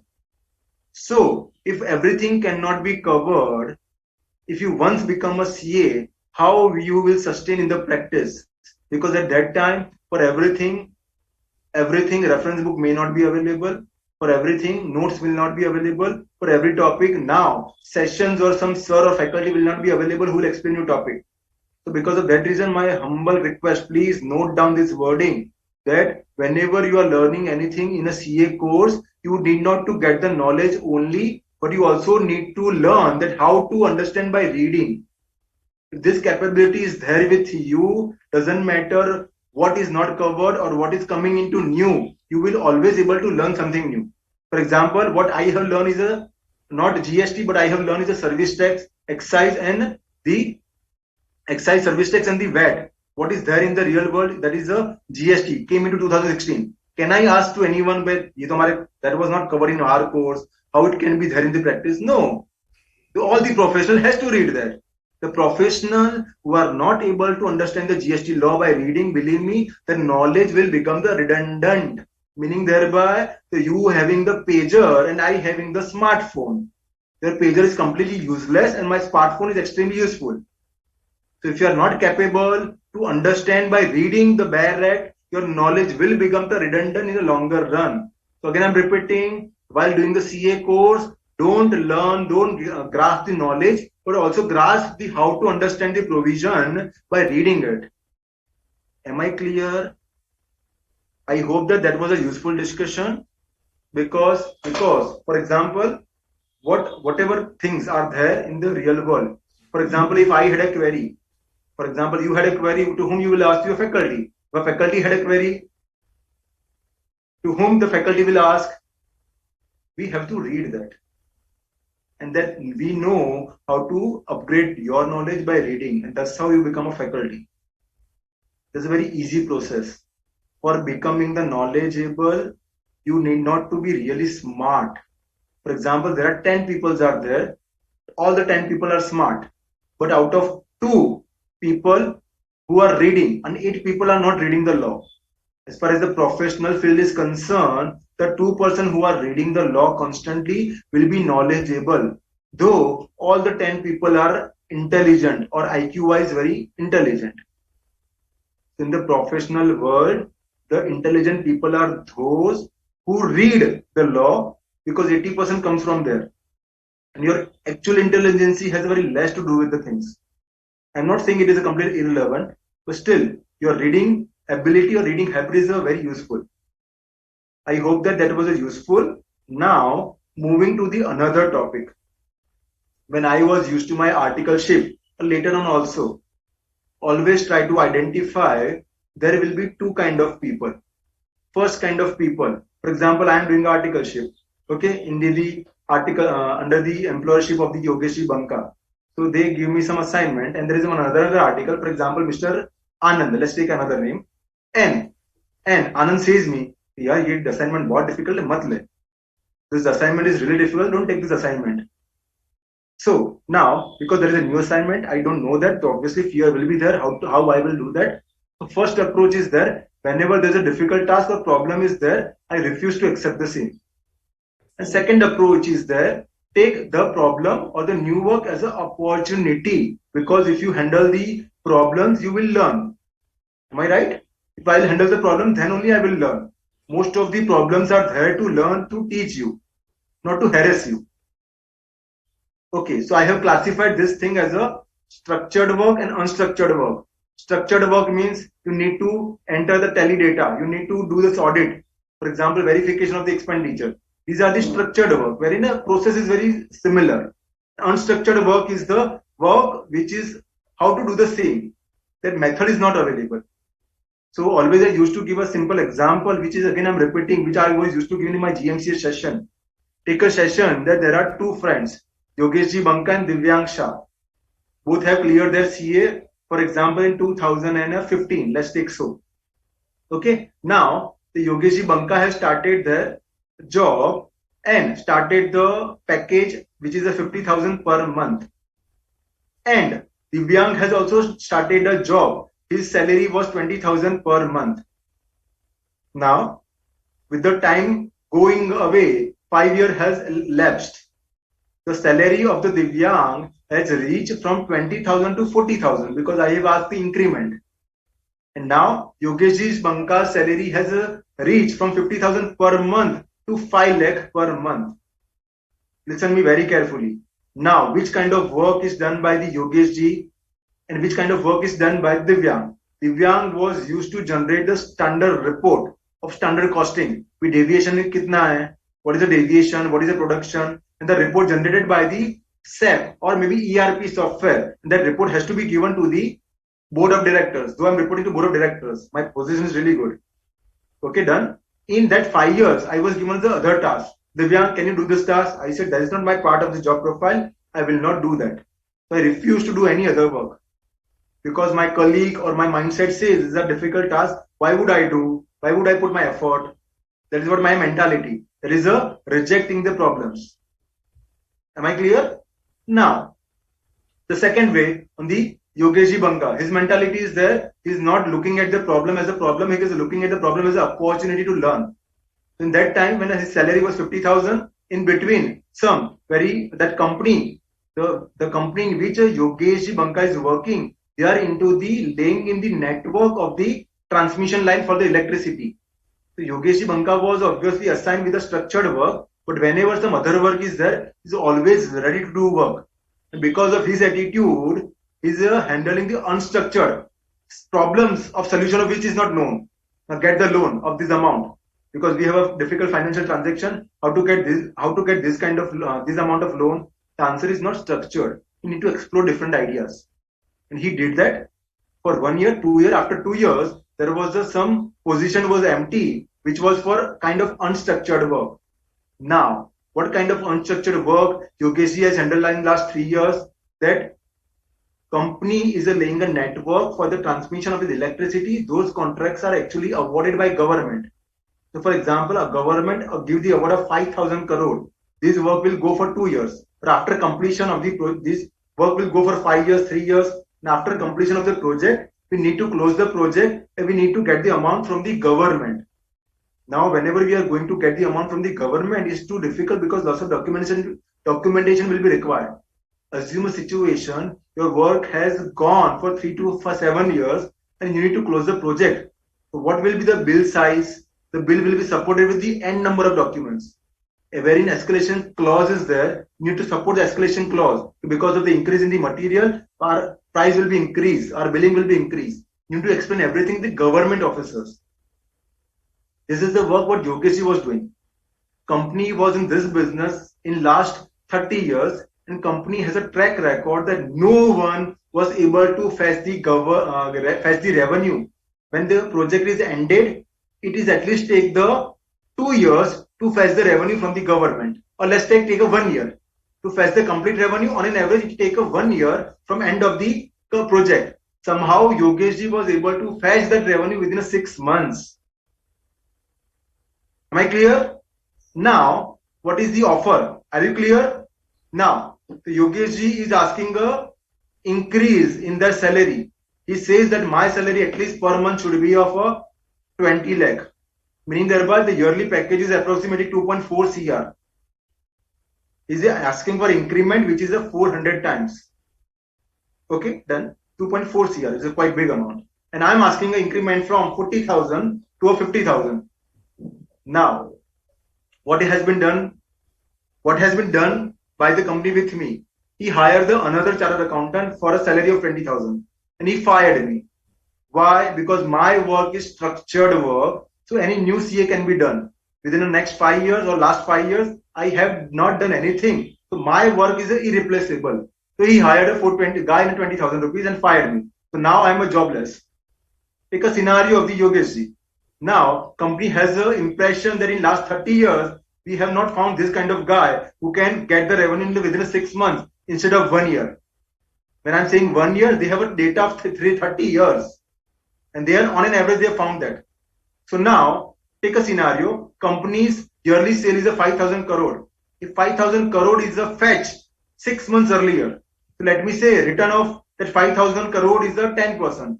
So 6 months got earlier. So what is the actual benefit received by company? It is a 5,000 into 5%, right? Am I right?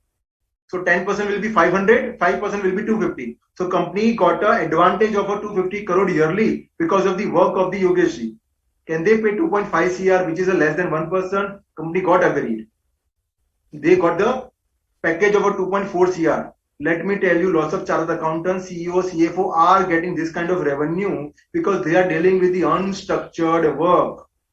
So next time, whenever problem is there and you find it as a problem, it is not a problem. It is a problem in your way you're looking at the problem. Look at it as an opportunity and you will make opportunity. I have told many times, GST is not the problem, rather it is a good opportunity for the fresh chartered accountant who can learn the law and can become equivalent with the new senior chartered accountant, because the knowledge will be equivalent, the experience will be slight high of the seniors. Done. This is the way you need to learn. First thing, always go for the unstructured work that will be remunerative. And second thing, go for the basics of the knowledge. Always there should be capability to understand by reading the bare act. If you don't have that capability, your knowledge will become redundant because you cannot acquire the knowledge by asking to every people. With this brief note, I would like to end my session. I hope that you have found it useful, and thank you. Thank you, Divyanshi. Now, our next speaker is Yogesh Banka. Yogesh Banka is the co-opted member of Student Skills Enrichment Board of Studies Operation. He was a chairman of the Rourkela branch of EIRC and a member of Odisha State Professional Development Committee for the year 2017-18.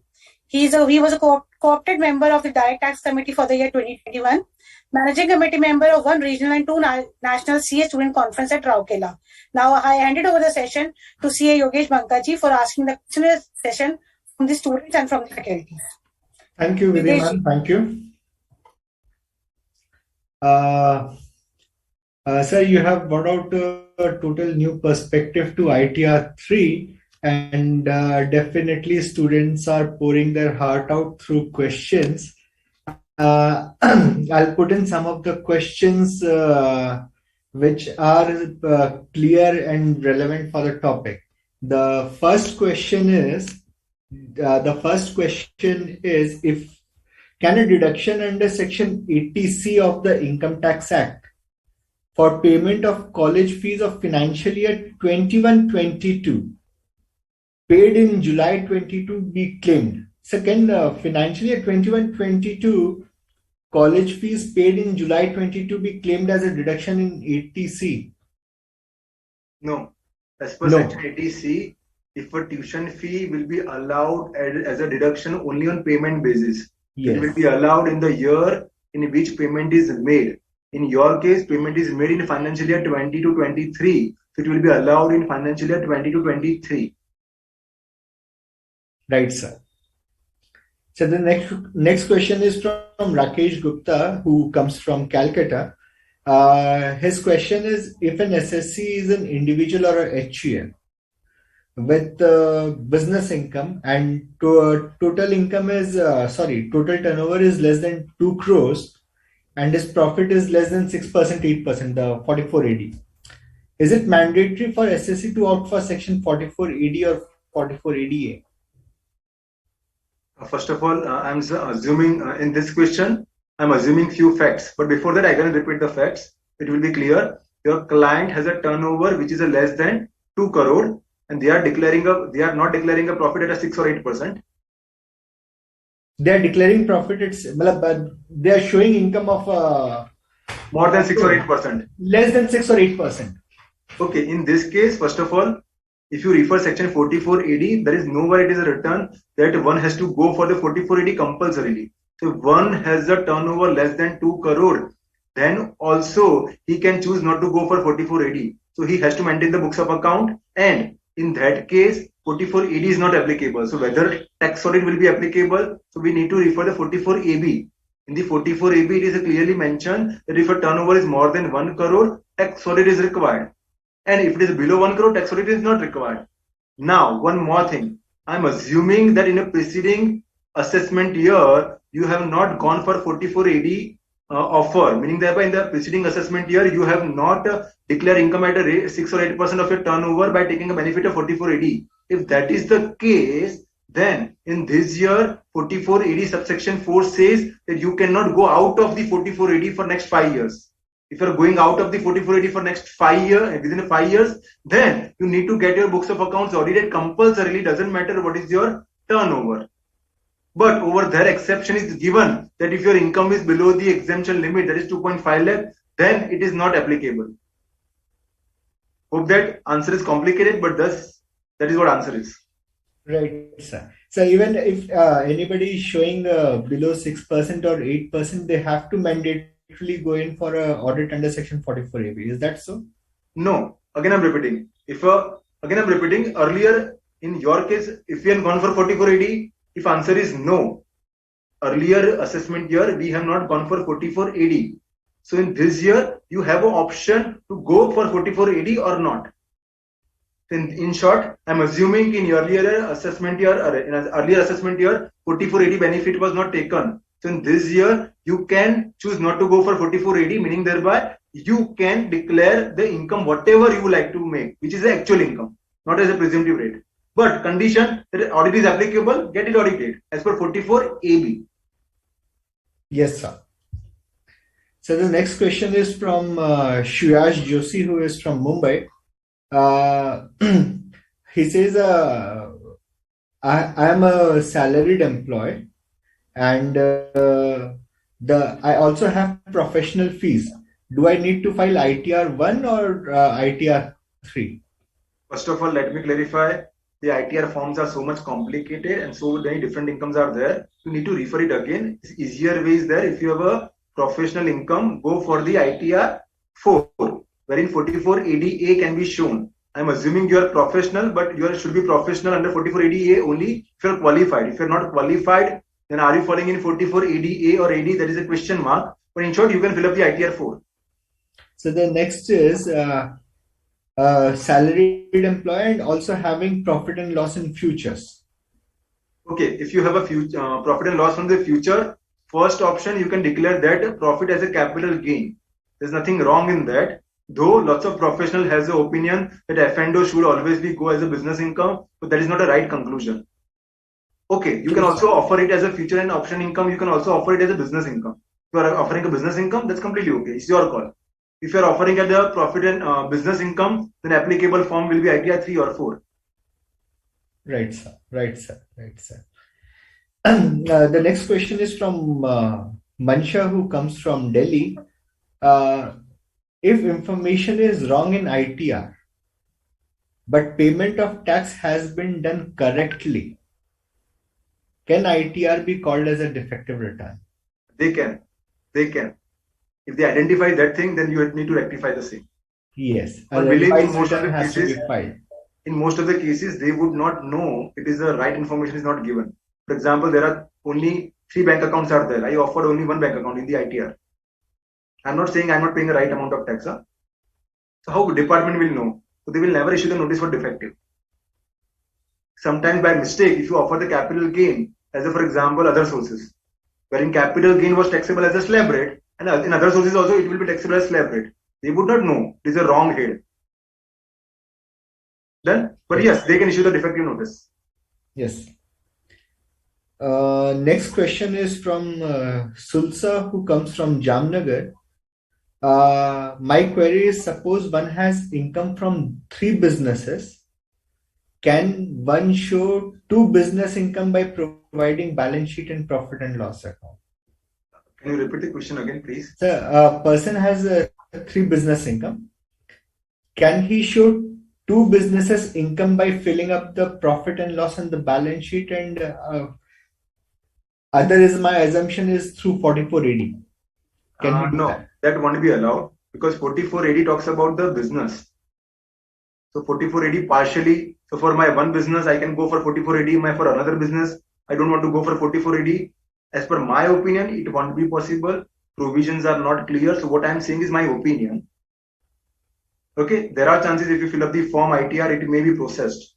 But 4480 is applicable for business. If you're doing a 1 business or 2 business, the turnover has to be clubbed together and then have to decide. Yes, if you have a 44 business income, if you don't want to for business, you wanted to go for 4480. But if you also have a professional receipt, and for professional receipt, you don't want to go for 4480A. If you have a 4480 income and 4480A income, For that case, you can select. Okay, for 4480, I wanted to go. 4480A, I don't want to go. For that part, you can have the option. But for a business part itself, internally for different business, you cannot choose not to go, not to go for partially. Right, sir. Again, I'm repeating, if you file separately for one business, 4480, one business normal, ITR may be processed. Processing the return doesn't mean that it is a right as per the provision. Or vice versa, sometimes ITR form asks some information which is not required or not liable to be given. Before, I think 5-7 years, if we claim the bad debt, so ITR form was asking a PAN number of debtor. If you refer the provision for the bad debt allowance, they never mentioned that we need to have a PAN number. So lots of people were putting a wrong PAN number or a standard format PAN number. Clear? I'm giving all the perspective. If answers become complicated, I'm sorry, but I wanted to give you the all perspective. So the next question is from Shubham. He is asking, is there any rule to file ITR for once in previous year to continue mandate of 5 continuous years? I am unable to get this question. Do you get it? I think I'm assuming the question. Rahul was the name. His name is Shubham. Shubham, first of all, open the section 44 AD. In that, refer the subsection 4. Rather, I would suggest refer complete section. Over there, limitation is given. If you will refer the section, then after you can frame the better query. The next question is from Ashish. If I file my business return under presumptive scheme, will it affect my credit worthiness for getting any loan? Credit worthiness for? Getting any loan. I am not the right person for that, buddy. I am not doing a project finance. I personally myself has not taken a loan at any time. So don't know. You need to ask to some banker or some person who is in finance practice. But showing income under 44 AD or 44 ADA or under any presumptive scheme, in my personal opinion, it won't affect your credit worthiness. But sometimes what happens, it depends upon the quantum of income which he is showing. But sometimes, sir, what happens if we are going for the loan, they're asking for the profit and loss account. Yes. And 44 AD, for example, say 6%. So my turnover is 1 crore, I declare 6 lakh. They ask your profit and loss account should have a profit of 6 lakh.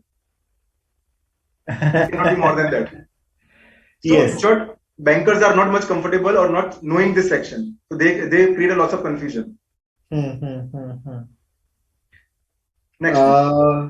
The next question we have from Anusha, who comes from Hyderabad. AIS showing sale of equity-oriented mutual fund, but broker statement not showing such data. How to deal? First of all, cross-verify. First of all, ask for the transaction statement from that broker. Verify whether really in that shares the assessee has dealt with or not. Verify that he has not a 2 demat account with the same broker. I think that can be possible with a different area. I have a demat account in a Sher Khan in Mumbai. I have demat account in a Sher Khan in Ahmedabad separately. If they verify that thing, if that is a scenario, then ask to Sher Khan that how this transaction is reported in AIS, because they are the reporting authority. They can verify their annual information statement. If that is not possible, and rather you are confirmed that that reporting is wrong, don't worry, it is a wrong reporting by them. Whenever, if scrutiny comes, you need to prove that we have not dealt with in this particular security which is reported by that reporting authority, which is a wrong reporting. So you need not to worry about it. Yes, sir. Out of my professional experience, I have faced such issues last year when AIS was introduced. And I found that somewhere the client has omitted to provide such data. And once it was reflected in the AIS and we showed it to them, they readily brought in the data, and that is how AIS was masked. So might be there is some error from the client end. Okay, then go ahead. Yes, sir. Going to the next question. It's from Vamsi, who is from Bangalore. How to proceed if sale proceeds having differences between as per broker statement and as per AIS? need to read it again, please. Thank you. So basically, what she is asking, the AIS statement is showing a different sale consideration, and the broker statement is showing a different sale consideration. To which one to consider? First of all, I normally what happens if you have the broker statement, the transactions are right because corresponding entries are made in the ledger account, and correspondingly you have received or paid the amount to the broker. So you can verify with the broker note or contract note also if you have a confusion. If a contract note is there, I'm sure broker statement should be right because reporting, normally there are chances that reporting goes for the wrong amount. So verify whether broker statement is right or a AIS is right. You cannot verify AIS, but if your broker statement information is right with the contract note, then obviously AIS information is wrong and you need not to worry about it. Just file with the right information what you had, though AIS has some different amount. Yes, sir. The next question is from Anu from Hyderabad. If intraday trading done and low turnover there and less number of transactions there, then can we use ITR2 instead of ITR3? Basically, what she means to say, client has undergone intraday trading, but the transactions are very few. So instead of ITR3, can she file ITR2? I think first of all, decided whether you wanted to offer as a capital gain or business income. Depending on that, ITR form will be applicable. Right, sir. Right. Very true. The next question is from Mansa, Delhi. TDS deducted under 194N. Cash withdrawal. Yes. Is it reflected in Form 26AS? Yes. Yes, it will be reflected. Yes. Any kind of TDS is reflected in Form 26A. Thank you for answering. Vivek from Bangalore, he is asking how to view annual information report for each SSC. Sorry, I was on some other side. Focus was not there. Vivek from Bangalore, he is asking how to view annual information report for each SSC. Annual information written for each SSC. Okay, first of all, when you open the income tax side, there is a tab is available to open 26 years. Same way, a tab is available for the reporting portal or AIS. You need to find it out. It is easier. And frankly speaking, in my office, I am not opening the income tax site since many times. It is everything done by the staff. So even I need to check. Try to understand the limitation of the faculty. Faculty normally comes out of the compliance after some few years. If you ask for the compliance matter, even we need to sit down and need to search. But open the income tax site, you will find out. The next question is from Uday, who has come from Mandya. Can I file income tax return after the due date without any notice? After due date, after 31st July is the due date, I'm assuming. After that, can you file the return? Yes. There is a bill later return is allowed to be filed. That is section 139, subsection 4. But for that also some time limit is there. But not beyond the end of the assessment year. No, that is amended 3 months before the end of the assessment. Yes, it will be 31st before December. The end of the assessment year. That is the last date is 31st December. Yes. Normally, without referring the provision, I don't comment on that because I know. Yes, one should not. Okay, Bikash, who is from Calcutta, a person has income from salary and also income from business. So what is the applicable ITR for him? ITR 3, I guess? ITR 3, ITR 4? If you are going for presumptive taxation, ITR 4. If it is not presumptive income, then ITR 3. 3. So these are all the questions we have from students. Vidhi ma'am, are you there? Yes, sir. Okay. We'll end up the session here since no question has been raised by the students. So let me give a vote of thanks. So good afternoon, everyone. One and all present online, our Chairman, CA Sushil Kumar Goyal ji, Vice Chairman, Shri Mupala ji, and our keynote speaker, CA Gyanchand Mishra ji, and all the participants. It is such an honor for me to get this opportunity to thank you all dignitaries On the behalf of Student Skill Enrichment Board, Board of Studies Operation, I extend a warm welcome to the students present online in the webinar. I would also like to express my gratitude to our eminent speaker, CA Divyangsha ji, for their presence and contribution to make this webinar a great success. I may like to express my sincere thanks to Divyang ji for giving an excellent coverage to the top ITR 3 business income, for encouraging us with your words and enhancing the knowledge in a lucid way you presented to the students. A special thanks to our board member, CA Yogesh Bankaji, for providing immense support to make this webinar successful. I must thank the organizing team for working hard for every weekend to make series of webinars successful day by day. I congratulate all the participants for the active participation. Thank you everyone once again making this great success. And I request all the participants to connect online every Sunday from 10:30 a.m. to 1 p.m. Thank you. Thank you, Divya.